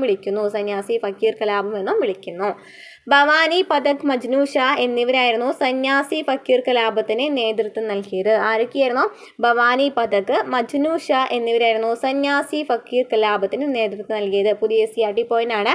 ഭവാനി പഥക്, മജ്നു ഷാ, ഭവാനി പഥക്, മജ്നു ഷാ എന്നിവരായിരുന്നു സന്യാസി ഫക്കീർ കലാപത്തിന് നേതൃത്വം നൽകിയത്. വന്ദേമാതരം 1882 ബംഗാളി ഭാഷയിൽ ബങ്കിം ചന്ദ്ര ചാറ്റർജി രചിച്ച ആനന്ദമഠം എന്ന നോവലിൽ നിന്നാണ് നമ്മുടെ ദേശീയ ഗീതമായ വന്ദേമാതരം എടുത്തിട്ടുള്ളത്. ഭവാനന്ദൻ എന്ന കഥാപാത്രം ആലപിക്കുന്ന ഗാനമായാണ് വന്ദേമാതരത്തെ നോവലിൽ പരാമർശിക്കുന്നത്. ഭവാനന്ദൻ എന്ന കഥാപാത്രം ആലപിക്കുന്ന ഗാനമായിട്ടാണ് ഈ വന്ദേമാതരത്തെ നോവലിൽ പരാമർശിക്കുന്നത്. 1882 ബംഗാളി ഭാഷയിൽ ബങ്കിം ചന്ദ്ര ചാറ്റർജി എന്ത് എഴുതുന്നത്? ആനന്ദമഠം എഴുതിയതിൽ അതിൽ നിന്നാണ് വന്ദേമാതരം എന്ന് പറയുന്ന ഗാനം, ദേശീയ ഗീതം എടുത്തിട്ടുള്ളത്. അങ്ങനെ കൃഷിയിൽ നിന്ന് കലാപത്തിലേക്ക് പോകാണ്. ബ്രിട്ടീഷ് കൊളോണിയൽ ഭരണത്തിനെതിരെ നടന്ന ഏറ്റവും പ്രധാനപ്പെട്ട കാർഷിക കലാപമായിരുന്നു ബംഗാളിലെ നീലം കർഷക കലാപം. നീലം കർഷക കലാപം 1859 നടക്കുന്നത്.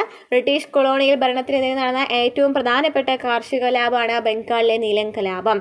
ഇതിന് കാരണമായ സാഹചര്യങ്ങൾ ഏതൊക്കെയാണ്? ബ്രിട്ടീഷുകാരായ തോട്ടക്കാർ ഗ്രാമപ്രദേശങ്ങളിൽ സ്ഥാപിച്ചിട്ടുള്ള ഫാക്ടറികൾക്ക് ആവശ്യമായ അമരിച്ചെടി കൃഷി ചെയ്യാൻ കർഷകരെ നിർബന്ധിച്ചു.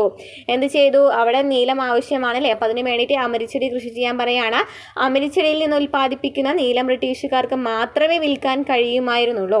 നീലത്തിന് കമ്പോള വിലയേക്കാൾ താഴ്ന്ന വില മാത്രമാണ് കർഷകർക്ക് ബ്രിട്ടീഷുകാർ നൽകിയിരുന്നത്. കടുത്ത ഭക്ഷ്യക്ഷാമത്തിനും ചൂഷണത്തിനും സാമ്പത്തിക ബുദ്ധിമുട്ടുകൾക്കും ഇത് വഴി തെളിയിച്ചു. കൃത്രിമ ചായം കണ്ടെത്തിയതോടെ നീലത്തിന്റെ ആവശ്യകത കുറഞ്ഞ് ദാരിദ്ര്യം വർദ്ധിപ്പിച്ചു. മറ്റു വഴികളില്ലാതെ കർഷകർ ബ്രിട്ടീഷുകാർക്കെതിരെ പ്രക്ഷോഭത്തിന്റെ പാതയിലേക്ക് തിരിഞ്ഞു. ദിഗംബർ ബിശ്വാസിന്റെയും വിഷ്ണു ബിശ്വാസിന്റെയും നേതൃത്വത്തിലായിരുന്നു നീലം കലാപത്തിന് തുടക്കം കുറിച്ചത്. അപ്പോൾ നീലം കലാപത്തിന് തുടക്കം കുറിക്കുന്നത് ദിഗംബർ ബിശ്വാസിന്റെയും വിഷ്ണു ബിശ്വാസിന്റെയും നേതൃത്വത്തിലാണ്. ബംഗാളിലുടനീളം കലാപം പടർന്നു പിടിച്ചതോടെ കർഷകർ നീലം കൃഷി ഉപേക്ഷിച്ചു. അങ്ങനെ ബംഗാളിൽ എന്ത് സംഭവിക്കുകയാണ്? കലാപം പിടിക്കുകയാണല്ലേ. കലാപം പിടിച്ചതോടെ കർഷകർ നീലം കൃഷി ഉപേക്ഷിച്ചു. തുടർന്ന് നീലം ഫാക്ടറികൾ ആക്രമിച്ചു. കൃഷിക്കാരുടെ പ്രതിരോധം ശക്തമായപ്പോൾ തോട്ടക്കാർ ഫാക്ടറികൾ അടച്ചുപൂട്ടുകയും ബംഗാളിൽ നീലം കൃഷി ഏതാണ്ട് ഇല്ലാതാവുകയും ചെയ്തു. ഇതാണ് നമ്മൾ നീലം സമരം എന്ന് പറയുന്നത് കേട്ടോ. അപ്പോൾ എന്നാണ് നീലം കർഷക കലാപം എന്ന് പറയുന്നത്? 1859 നടന്നത്. അതായത് ഇവർക്ക് ബ്രിട്ടീഷുകാർക്ക് നീലം ചെയ്യുന്നതിന് വേണ്ടിയിട്ട് അല്ലേ, നീലത്തിന് വേണ്ടിയിട്ട് ഇവർ അമരിച്ചെടിയൊക്കെ കൃഷി ചെയ്യുവാനായിട്ട് നിർബന്ധിക്കുകയാണ്. അപ്പോൾ ഇത് ബ്രിട്ടീഷുകാർക്ക് മാത്രമേ വിൽക്കാൻ പറ്റുള്ളൂ. അതുപോലെ തന്നെ അവർക്ക് കുറഞ്ഞ വിലയ്ക്കായിരുന്നു നൽകിയിട്ടുണ്ടായിരുന്നത്. അങ്ങനെ ഇവർക്ക് എന്താണ് സംഭവിക്കുകയാണെങ്കിൽ അവസാനം ഇത് യന്ത്രങ്ങളിലേക്ക് പോയപ്പോൾ ഇത് കർഷകരെ ബുദ്ധിമുട്ടിലാക്കുകയാണ് ചെയ്തത്. അങ്ങനെ അതിനെതിരെയായിട്ടാണ് കർഷകർ എന്ത് ചെയ്യുന്നത്? നീല കർഷക വിപ്ലവം എന്ന പേരിൽ അറിയപ്പെടുന്ന ഈ സമരം നടക്കുന്നത്. ബംഗാളിലാണ് നീലം കർഷക സമരം നടന്നതെന്നും പഠിച്ചു വയ്ക്കാം. നെക്സ്റ്റ്, കാടുണർന്നപ്പോൾ. ബിപിൻ ചന്ദ്ര ഇന്ത്യയുടെ സ്വാതന്ത്ര്യ സമരം എന്ന് പറയുന്ന കൃതിയിൽ പറയുന്നതാണ്, ഏറ്റവും സാഹസികമായ ധൈര്യമാണ് സാന്താളുകൾ പ്രകടിപ്പിച്ചത്. എപ്പോഴാണ് പിടിക്കപ്പെട്ട് ദണ്ഡന വിധേയരാകുക എന്നറിയില്ലെങ്കിലും അവർ കീഴടങ്ങാൻ തയ്യാറായില്ല. ഒരിക്കൽ 45 സാന്താളുകൾ ഒരു മൺകുടിലിൽ അഭയം തേടി ബ്രിട്ടീഷ് പട്ടാളക്കാർക്കെതിരെ പോരാടി. കുടിലിന് നേരെ തുരുതുരാ വെടിയുണ്ടകൾ പാഞ്ഞു. ഓരോ തവണയും ശരവർഷം കൊണ്ട് സാന്താളുകൾ മറുപടി നൽകി. അവസാനം വെടിനിർത്തി കുടിലിൽ പ്രവേശിച്ച പട്ടാളക്കാർക്ക് ഒരു വൃദ്ധനെ മാത്രമാണ് ജീവനോടെ കാണാനായത്. ഒരു പട്ടാളക്കാരൻ അയാളോട് കീഴടങ്ങാൻ ആവശ്യപ്പെട്ടു. തുടർന്ന് പാഞ്ഞെടുത്ത വൃദ്ധൻ തന്നെ മഴുകൊണ്ട് അയാളെ വെട്ടിവീഴ്ത്തി. ഇപ്പോൾ എന്താ സംഭവിച്ചത്? സാന്താൾ ഗോത്ര ജനതയുടെ ധീരത കാണിക്കുന്ന കുറിപ്പാണ് ഇവിടെ നൽകിയിരിക്കുന്നത്. എന്താണ് ഈ സാന്താൾ വിഭാഗം, സാന്താൾ കലാപം എന്നൊക്കെ പറയുന്നത് നമുക്ക് നോക്കാം. 18-ാം നൂറ്റാണ്ടിൽ ബംഗാൾ പ്രവിശ്യയിലെ രാജ്മഹൽ കുന്നുകളിലാണ് സാന്താൾ കലാപം നടക്കുന്നത്. ബംഗാൾ പ്രവിശ്യയിലാണ്. ഭൂവുടമകൾ അന്യായമായി കരം പിരിക്കുകയും കൊള്ളപ്പലിശക്കാർ നിരന്തരമായി കടം നൽകുകയും പകരമായി അവരുടെ ധാന്യങ്ങളും വനവിഭവങ്ങളും തട്ടിയെടുക്കുകയും ചെയ്തിരുന്നു. ഇതെല്ലാം ബ്രിട്ടീഷുകാരുടെ പിൻബലത്തോടു കൂടിയായിരുന്നു നടന്നിരുന്നത്. ഭൂമിയുമായുള്ള ഗോത്ര ജനതയുടെ ബന്ധത്തെക്കുറിച്ച് യാതൊരു ധാരണയുമില്ലായിരുന്ന ബ്രിട്ടീഷ് ഭരണകൂടത്തിന് ഇതെല്ലാം നികുതി വരുമാനം വർദ്ധിപ്പിക്കുവാനുള്ള ഉപാധികൾ മാത്രമായിരുന്നു. അതായത് എന്ത് സംഭവിക്കുകയാണ്? ഭൂവുടമകൾ അന്യായമായിട്ട് കരം പിരിക്കുക, അതുപോലെ തന്നെ കൊള്ളപ്പലിശക്കാർ നിരന്തരമായിട്ട് കടം നൽകുക, പകരമായിട്ട് ഇവരുടെ ധാന്യങ്ങളും വനവിഭവങ്ങളൊക്കെ തട്ടിയെടുക്കുക. അതുപോലെ തന്നെ ഇതൊക്കെ ചെയ്തിരുന്നത് ഈ കൊള്ളപ്പലിശക്കാർ ഇതൊക്കെ ചെയ്തിരുന്നത് ആരുടെ ബലത്തോട് കൂടിയായിട്ടായിരുന്നു? ബ്രിട്ടീഷുകാരുടെ ബലത്തോട് കൂടിയായിട്ടായിരുന്നു. അങ്ങനെ ബ്രിട്ടീഷ് ഭരണകൂടത്തിന് ഇത് നികുതി വരുമാനം വർദ്ധിപ്പിക്കുവാനുള്ള കാരണമായിട്ടാണ് കണ്ടിട്ടുണ്ടായിരുന്നത്. തങ്ങൾ നേരിട്ട അനീതികൾക്കെതിരെ ഗോത്ര ജനതയെ അണിനിരത്തി 1855 സാന്താൾ കലാപം നടക്കുന്നത്. 1855 സാന്താൾ കലാപം നടക്കുന്നത്. ആരൊക്കെയായിരുന്നോ? സിദ്ധുവും കാനു അല്ലേ? ബ്രിട്ടീഷുകാർക്കെതിരെ സാന്താളുകൾ പോരാട്ടങ്ങൾ തുടക്കം കുറിച്ചു. ഈ കലാപങ്ങൾക്ക് നേതൃത്വം നൽകിയ സിദ്ധുവിനെയും കാൻഹുവിനെയും ബ്രിട്ടീഷുകാർ വധിച്ചു. കലാപം ക്രൂരമായി അടിച്ചമർത്തപ്പെട്ടെങ്കിലും ഗോത്ര ജനതയുടെ പ്രതിരോധ ചരിത്രത്തിലെ ഒരു സുപ്രധാന അധ്യായമായി സാന്താൾ കലാപം മാറി. അപ്പോൾ സാന്താൾ കലാപം 1855 നടക്കുന്നത്. രാജ്മഹൽ കുന്നുകളിലാണ് നടക്കുന്നത്. സിദ്ധും കാനുവാണ് അതിന് നേതൃത്വം നൽകിയിട്ടുണ്ടായിരുന്നത്. ഇനി എന്താണ് ഉൽഗുലാൻ എന്ന് പറയുന്നത്? പുതിയ ഭാഗം അല്ലേ ഉൽഗുലാൻ എന്ന് പറയുന്നത്. നമുക്ക് നോക്കാം. സാന്താൾ കലാപം പോലെ ഇന്ത്യയിലെ പല പ്രദേശങ്ങളിലും ഗോത്ര ജനതയുടെ കലാപങ്ങളുണ്ടായി. 19ാം നൂറ്റാണ്ടിന്റെ അവസാന ദശകത്തിൽ നടന്ന ഗോത്രവർഗ കലാപമാണ് ഉൽഗുലാൻ എന്ന് പറയുന്നത്. 19ാം നൂറ്റാണ്ടിന്റെ അവസാനത്തിൽ നടന്ന ഗോത്രവർഗ കലാപമാണ് ഉൽഗുലാൻ എന്ന് പറയുന്നത്. ഇത് മുണ്ട കലാപം എന്നാണ് പൊതുവെ അറിയപ്പെടുന്നത്. ഉൽഗുലാൻ കലാപം, നമുക്ക് ഉൽഗുലാൻ എന്ന് പറയുന്ന വാക്കാണ് നമുക്ക് അറിയാതിരുന്നത്. പക്ഷേ ഈ മുണ്ട കലാപം കേട്ടിട്ടുണ്ടാവല്ലോ അല്ലേ? അപ്പോൾ മുണ്ട കലാപം എന്നറിയപ്പെടുന്നത് ആണ് ഈ ഉൽഗുലാൻ എന്ന് പറയുന്നത്. വലിയ കോലാഹലം അല്ലെങ്കിൽ വലിയ ഇളക്കം എന്നാണ് ഉൽഗുലാൻ എന്ന പദത്തിന് അർത്ഥം.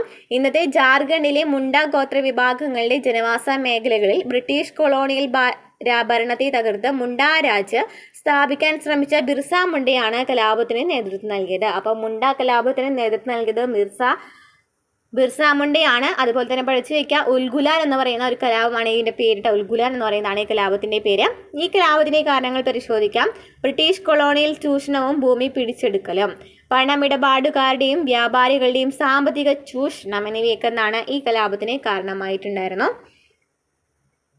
1899 മുണ്ട ഗോത്ര വിഭാഗം ബ്രിട്ടീഷുകാർക്കെതിരെ സായുധ കലാപം ആരംഭിച്ചു. അപ്പം നടക്കുന്നത് 1899 മുണ്ട കലാപം നടക്കുന്നത്. ബ്രിട്ടീഷ് പോലീസുമായി പല സ്ഥലത്തും ഏറ്റുമുട്ടലുകൾ ഉണ്ടായി. റാഞ്ചിയിൽ നടന്ന വെടിവയ്പിൽ ഒട്ടേറെ മുണ്ട ഗോത്ര വിഭാഗക്കാർ കൊല്ലപ്പെട്ടു. ബിർസ മുണ്ട തടവിലാകുകയും അവിടെ വെച്ച് മരണപ്പെടുകയും ചെയ്തു. മുണ്ട കലാപത്തെ ബ്രിട്ടീഷുകാർ ക്രൂരമായി അടിച്ചമർത്തി. അങ്ങനെ മുണ്ട കലാപവും എന്നാണ് ബ്രിട്ടീഷുകാർ അടിച്ചമർത്താണ്.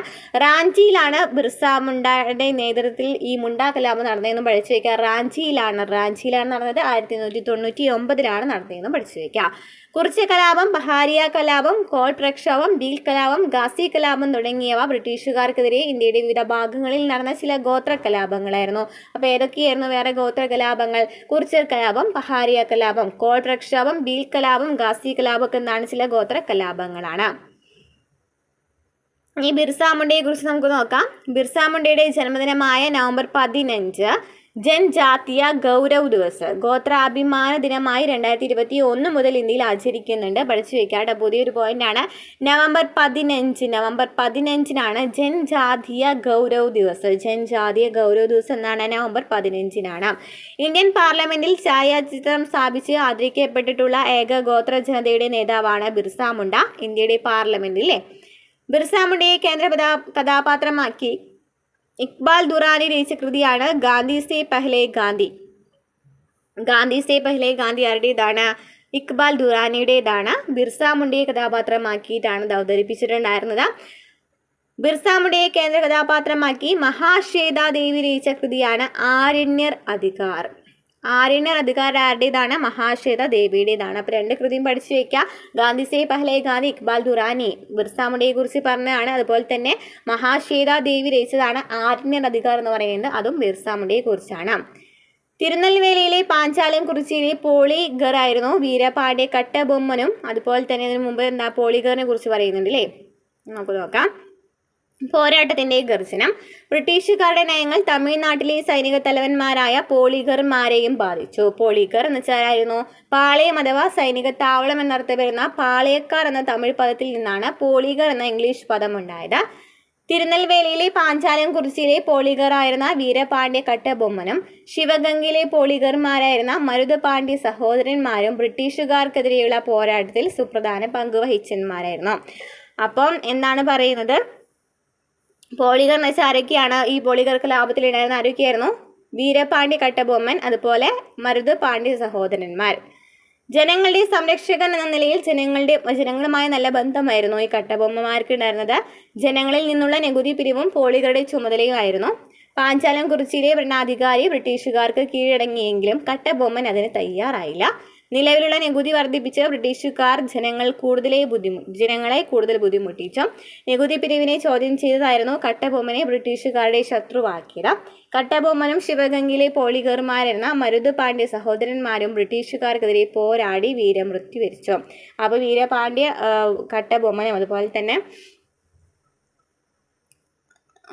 ഇവരൊക്കെ എന്താണ് സംഭവിച്ചത്? ഈ മരുത് പാണ്ഡ്യ സഹോദരന്മാർക്കൊക്കെ എന്ത് സംഭവിക്കുകയാണ്? ഇതിനെതിരെ പോരാടി, ബ്രിട്ടീഷുകാർക്കെതിരെ പോരാടി വീരമൃത്യു മരിക്കുകയാണ് അല്ലേ.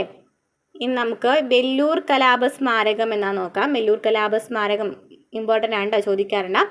ബ്രിട്ടീഷുകാർക്കെതിരെ ഇന്ത്യയിൽ നടന്ന ആദ്യത്തെ സൈനിക കലാപമായിരുന്നു തമിഴ്നാട്ടിലെ വെല്ലൂർ കലാപം. ആദ്യത്തെ കലാപമാണ് വെല്ലൂർ കലാപം. ബ്രിട്ടീഷ് സൈന്യത്തിലെ ഇന്ത്യക്കാരാണ് ഈ കലാപത്തിന് നേതൃത്വം നൽകിയത്. അപ്പോൾ 1857 ഒന്നാം സ്വാതന്ത്ര്യ സമരത്തിന് മുമ്പ് വെല്ലൂർ കലാപം നടന്നിട്ടുണ്ടായിരുന്നു. അന്നൊക്കെ ഒന്നാം സ്വാതന്ത്ര്യ സമരം എന്ന് പറഞ്ഞത് ഈ വെല്ലൂർ കലാപത്തിയായിരുന്നു. തമിഴ്നാട്ടിലായിരുന്നു നടന്നിട്ടുണ്ടായിരുന്നത്. ബ്രിട്ടീഷ് സൈന്യത്തിലെ ഇന്ത്യക്കാരാണ് ഈ കലാപത്തിന് നേതൃത്വം നൽകിയത്. English East India company Indian സൈനികരുടെ വേഷവിധാനത്തിൽ വരുത്തിയ മാറ്റങ്ങളായിരുന്നു കലാപത്തിന്റെ പ്രധാന കാരണം. അപ്പോൾ ഇവരുടെ വേഷവിധാനത്തിൽ വരുത്തിയ മാറ്റങ്ങളായിരുന്നു ഇതിന്റെ പ്രധാന കാരണം. 1806 കലാപം നടക്കുന്നത്. 1806 ഇത് നടക്കുന്നത്, വെല്ലൂർ കലാപം നടക്കുന്നത്. 1806 നടന്ന കലാപത്തെ ബ്രിട്ടീഷുകാർ അടിച്ചമർത്തിയെങ്കിലും തുടർന്നുണ്ടായ ബ്രിട്ടീഷ് വിരുദ്ധ പ്രക്ഷോഭങ്ങൾക്ക് വെല്ലൂർ കലാപം പ്രചോദനമായി മാറി. ഇനി എന്താണ് ആറ്റിങ്ങൽ കലാപം എന്ന് പറയുന്നത്? ആറ്റിങ്ങൽ കലാപം എന്ന് വെച്ചാൽ എന്താണ്? ഇന്ത്യയിൽ ബ്രിട്ടീഷുകാർക്കെതിരെ നടന്ന ആദ്യകാല സംഘടിത കലാപമായിരുന്നു 1821 ആറ്റിങ്ങൽ കലാപം. അപ്പോൾ 1821 ആറ്റിങ്ങൽ കലാപം നടക്കുന്നത്. ഇന്ത്യയിൽ ബ്രിട്ടീഷുകാർക്കെതിരെ നടന്ന ആദ്യത്തെ സംഘടിത കലാപമാണല്ലേ, റിപ്പീറ്റഡ് ക്വസ്റ്റ്യൻ ആണ്. കുരുമുളക് വ്യാപാരവുമായി ബന്ധപ്പെട്ടും ആഭ്യന്തര ഭരണ വിഷയങ്ങളിൽ ഇടപെട്ടും ജനങ്ങൾക്കിടയിൽ വർഗീയ വംശീയ വിദ്വേഷം വളർത്താൻ ശ്രമിച്ചും ആറ്റിങ്ങൽ പ്രദേശത്ത് അരാജകത്വം സൃഷ്ടിക്കാൻ ബ്രിട്ടീഷുകാർ നിരന്തരം ശ്രമിച്ചിരുന്നു. ഭരണാധികാരിയായിരുന്ന ആറ്റിങ്ങൽ റാണിക്ക് ഓരോ പുതുവർഷത്തിലും പാരിതോഷികങ്ങൾ നൽകുന്ന പതിവ് 1821 ആവർത്തിക്കാനായി ബ്രിട്ടീഷുകാർ ശ്രമിച്ചു. എന്നാൽ ഇത് ഏതെങ്കിലും തരത്തിലുള്ള അപായത്തിന് കാരണമാകുമെന്ന് ഭയന്നതിനാൽ ചില നാട്ടുപ്രമാണിമാർ എതിർത്തു. അപ്പോൾ 1821 ആറ്റിങ്ങൽ കലാപം നടക്കുന്നത്. അത് ഈ ആറ്റിങ്ങൽ റാണിക്ക് എന്തെങ്കിലും പാരിതോഷികങ്ങളൊക്കെ പുതുവർഷത്തിൽ കൊടുക്കണമെന്ന് പറഞ്ഞിട്ടുണ്ടായിരുന്നു. അപ്പോൾ ഇത് എന്തെങ്കിലും പ്രശ്നങ്ങൾക്ക് കാരണമാകുമെന്ന് വിചാരിച്ച ചില നാട്ടുപ്രമാണിമാർ ഇതിനെ എതിർത്തിട്ടുണ്ടായിരുന്നു.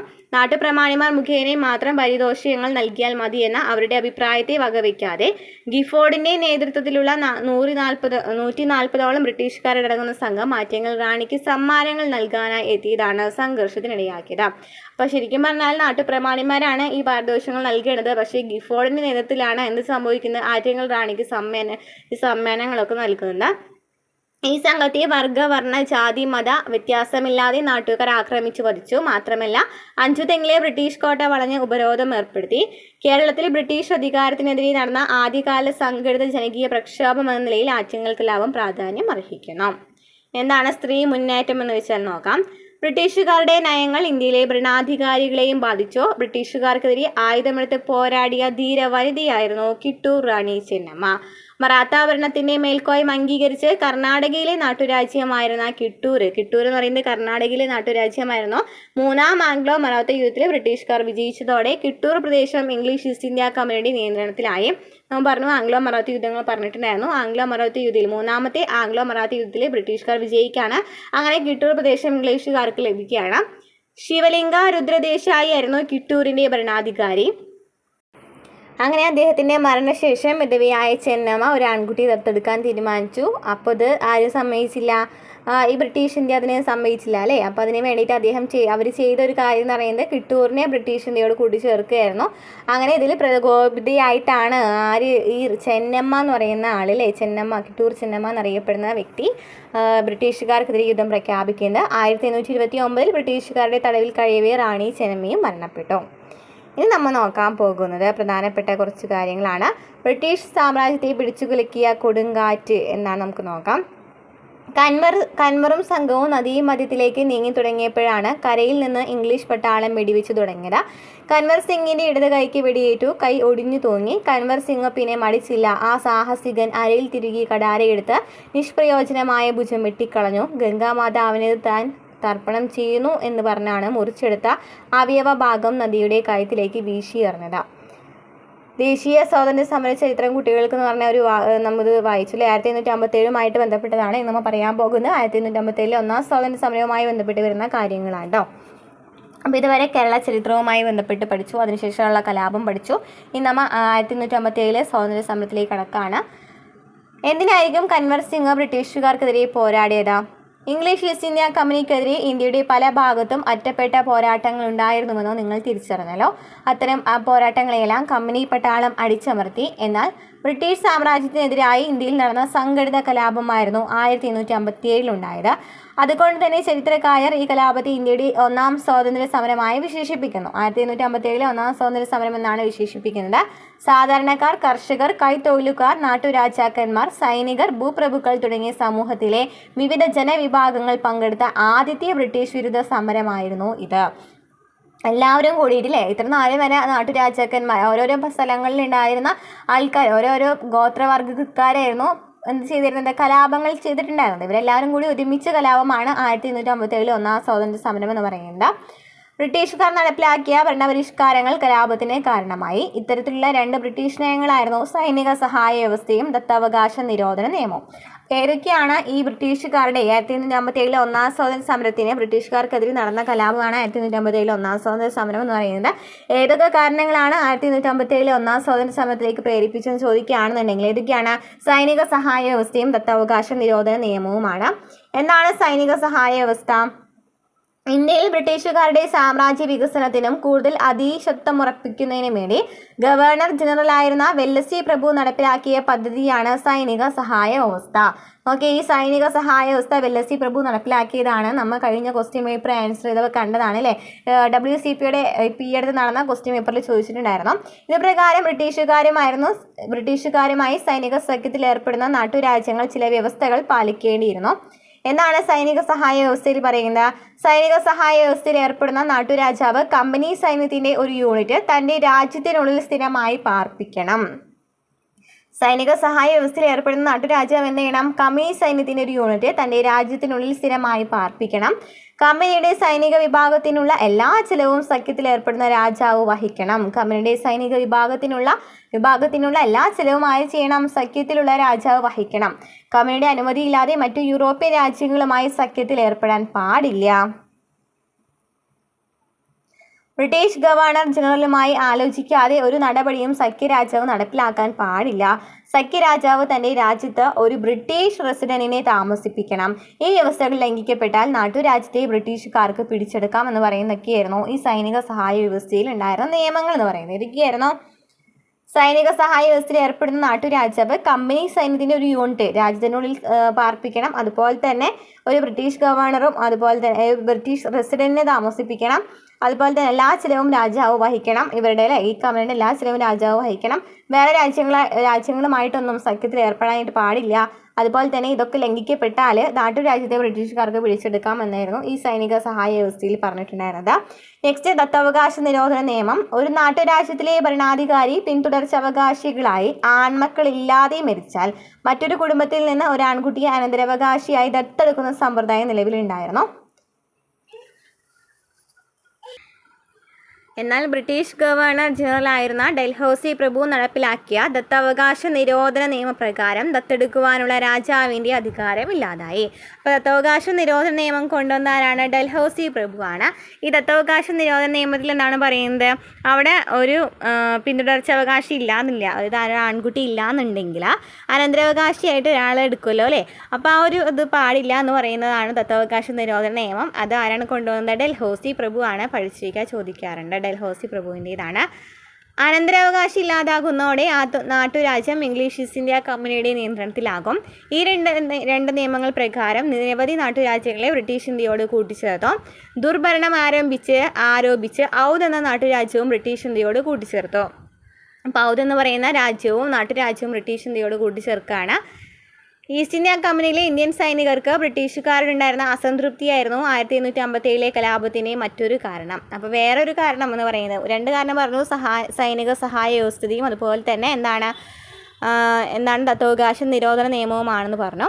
നെക്സ്റ്റ് കാരണം പറയുന്നത് എന്താണ്? ഇന്ത്യൻ സൈനികർക്ക് ബ്രിട്ടീഷുകാരോടുണ്ടായിരുന്ന അസംതൃപ്തിയായിരുന്നു. എന്താണ് കാരണം എന്ന് വെച്ചാൽ ബ്രിട്ടീഷ് പടയാളികളുടെ അത്ര തന്നെ സമർത്ഥരായിരുന്നുവെങ്കിലും ഇന്ത്യൻ സൈനികർക്ക് കുറഞ്ഞ വേതനവും മോശം ഭക്ഷണവും താമസ സൗകര്യവുമായിരുന്നു നൽകിയിരുന്നത്. ബ്രിട്ടീഷ് പടയാളികളുടെ അത്ര തന്നെ സമർത്ഥരായിരുന്നുവെങ്കിലും ഇന്ത്യൻ സൈനികർക്ക് എന്ത് ചെയ്യാണ്, കുറഞ്ഞ വേതനവും മോശഭക്ഷണമാണ് നൽകിയിട്ടുണ്ടായിരുന്നത്. അതുപോലെ തന്നെ അതൃപ്തി നിറഞ്ഞ ഈ സാഹചര്യത്തിലാണ് കമ്പനി പുതിയ തരം എൻഫീൽഡ് തോക്കുകൾ സൈനികർക്ക് വിതരണം ചെയ്ത. ഈ എൻഫീൽഡ് തോക്കുകൾ എന്നാണ് പറയുന്നത്, അതിൻ്റെ വെടിയുണ്ടകൾക്ക് ഗ്രീസ് പുരട്ടിയ ഒരു കടലാസ് കവർ ഉണ്ടായിരുന്നു. തോക്കിൽ വെടിയുണ്ട നിറയ്ക്കുന്നതിന് പകരം ഈ കവർ കടിച്ച് കീറണമായിരുന്നു. കവറിൽ പുരട്ടിയിരുന്നത് പശുവിൻ്റെയും പന്നിയുടെയും കൊഴുപ്പിലുണ്ടായ ഒരു തരം ഗ്രീസായിരുന്നു എന്ന പ്രചരണം സൈനികർക്കിടയിലുണ്ടായി.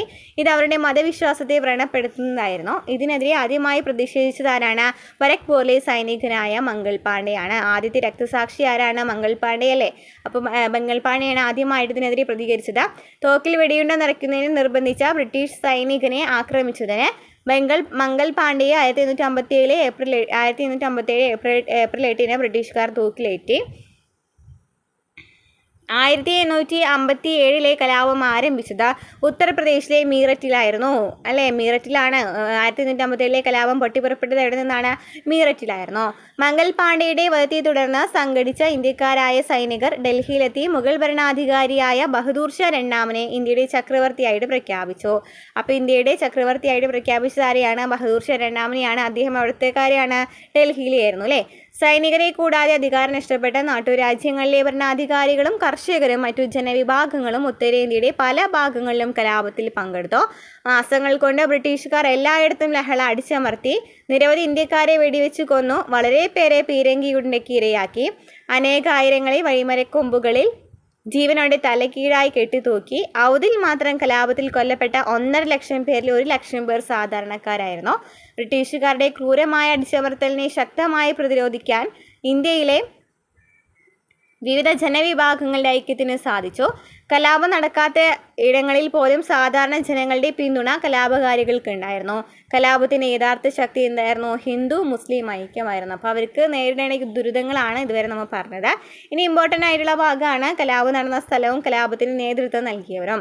ഡൽഹിയിൽ ആരായിരുന്നു? ബഹദൂർ ഷാ രണ്ടാമനും ജനറൽ ഭക്ത് ഖാനും ഡൽഹിയിൽ നേതൃത്വം നൽകിയവരായിരുന്നു. സവിശേഷതകൾ എന്തൊക്കെയാണ്? ബഹദൂർ ഷാ രണ്ടാമനെ കുറിച്ച് നോക്കുകയാണെന്നുണ്ടെങ്കിൽ കലാപകാരികൾ ഇന്ത്യയുടെ ചക്രവർത്തിയായിട്ട് പ്രഖ്യാപിച്ചത് ബഹദൂർ ഷാ രണ്ടാമനെയാണ്. വിപ്ലവാനന്തരം ബ്രിട്ടീഷുകാർ റെങ്കൂണിലേക്ക് നാട് കടത്തിയത് ആരെയാണ്? ബഹദൂർ ഷാ രണ്ടാമനെയാണ്. ഇനി ജനറൽ ഭക്ത് ഖാൻ ബഹദൂർ ഷാ രണ്ടാമൻ്റെ സൈനിക ജനറലാണ്. ജനറൽ ഭക്ത് ഖാൻ ബഹദൂർ ഷാ രണ്ടാമൻ്റെ സൈനിക ജനറലാണ് ജനറൽ ഭക്ത് ഖാൻ. ഇനി ഝാൻസിയിൽ ആരാണ്? റാണി ലക്ഷ്മിബായും റാണി ലക്ഷ്മിബായാണ് ഝാൻസിയിൽ ഉണ്ടായിരുന്നത് അല്ലേ? ഝാൻസി റാണി ലക്ഷ്മിബായി ഝാൻസിയിലെ ഭരണാധികാരിയായിരുന്നു. ഇനി കാൺപൂരിലെ നാനാ സാഹിബും താന്തിയ തോപ്പിയുമാണ് കാൺപൂരിൽ ഉണ്ടായിരുന്നത്. നാനാ സാഹിബ് മറാത്ത ഭരണാധികാരിയായിരുന്നു. താന്തിയ തോപ്പി നാനാ സാഹിബിനെ സൈനിക തലവനായിരുന്നു. ഗറില്ല യുദ്ധമുറകൾ പ്രയോഗിച്ചതുമായി തന്നെയാണ് താന്തിയ തോപ്പിയാണ് ഗറില്ല യുദ്ധമുറകൾ പ്രയോഗിച്ചത്. നാനാ സാഹിബിനെ സൈനിക തലവനാണ് ആര്? താന്തിയ തോപ്പി. ഇനി ലക്നൌവിലെ ബീഗം ഹസ്രത്ത് മഹലാണ് ഔദിലെ ഭരണാധികാരിയാണ്. ഔദ്, അയോധ്യ, ലക്നൗ എന്നൊക്കെ ചോദിക്കുകയാണെങ്കിൽ ആര് തന്നെയാണ്? ബീഗം ഹസ്രത്ത് മഹലാണ്. ഇനി ബീഹാർ എന്നിവിടങ്ങളിൽ ആരായിരുന്നു? കൻവർ സിംഗ് ആണ്. ആരെന്ന് പറയുന്നത് ബീഹാറിലാണ്. അപ്പോൾ ബീഹാർ ആരെന്ന് ചോദിക്കുകയാണെങ്കിലും കൻവർ സിംഗ് ആണ്. ജഗദീഷ്പൂരിലെ കർഷക പ്രഭുവാണ് ഈ കൻവർ സിംഗ് എന്ന് പറയുന്നത്. അപ്പോൾ ഡൽഹിയിലെ ബഹദൂർ ഷാ രണ്ടാമൻ, ജനറൽ ഭക്ത് ഖാൻ, ഝാൻസിയിലെ റാണി ലക്ഷ്മിബായി, കാൺപൂരിലെ നാനാ സാഹിബ് താന്തിയ തോപ്പി, ലക്നൌവിലെ ബീഗം ഹസ്രത്ത് മഹൽ, ബീഹാർ ആരാണ്? കൻവർ സിംഗ് ആണ്.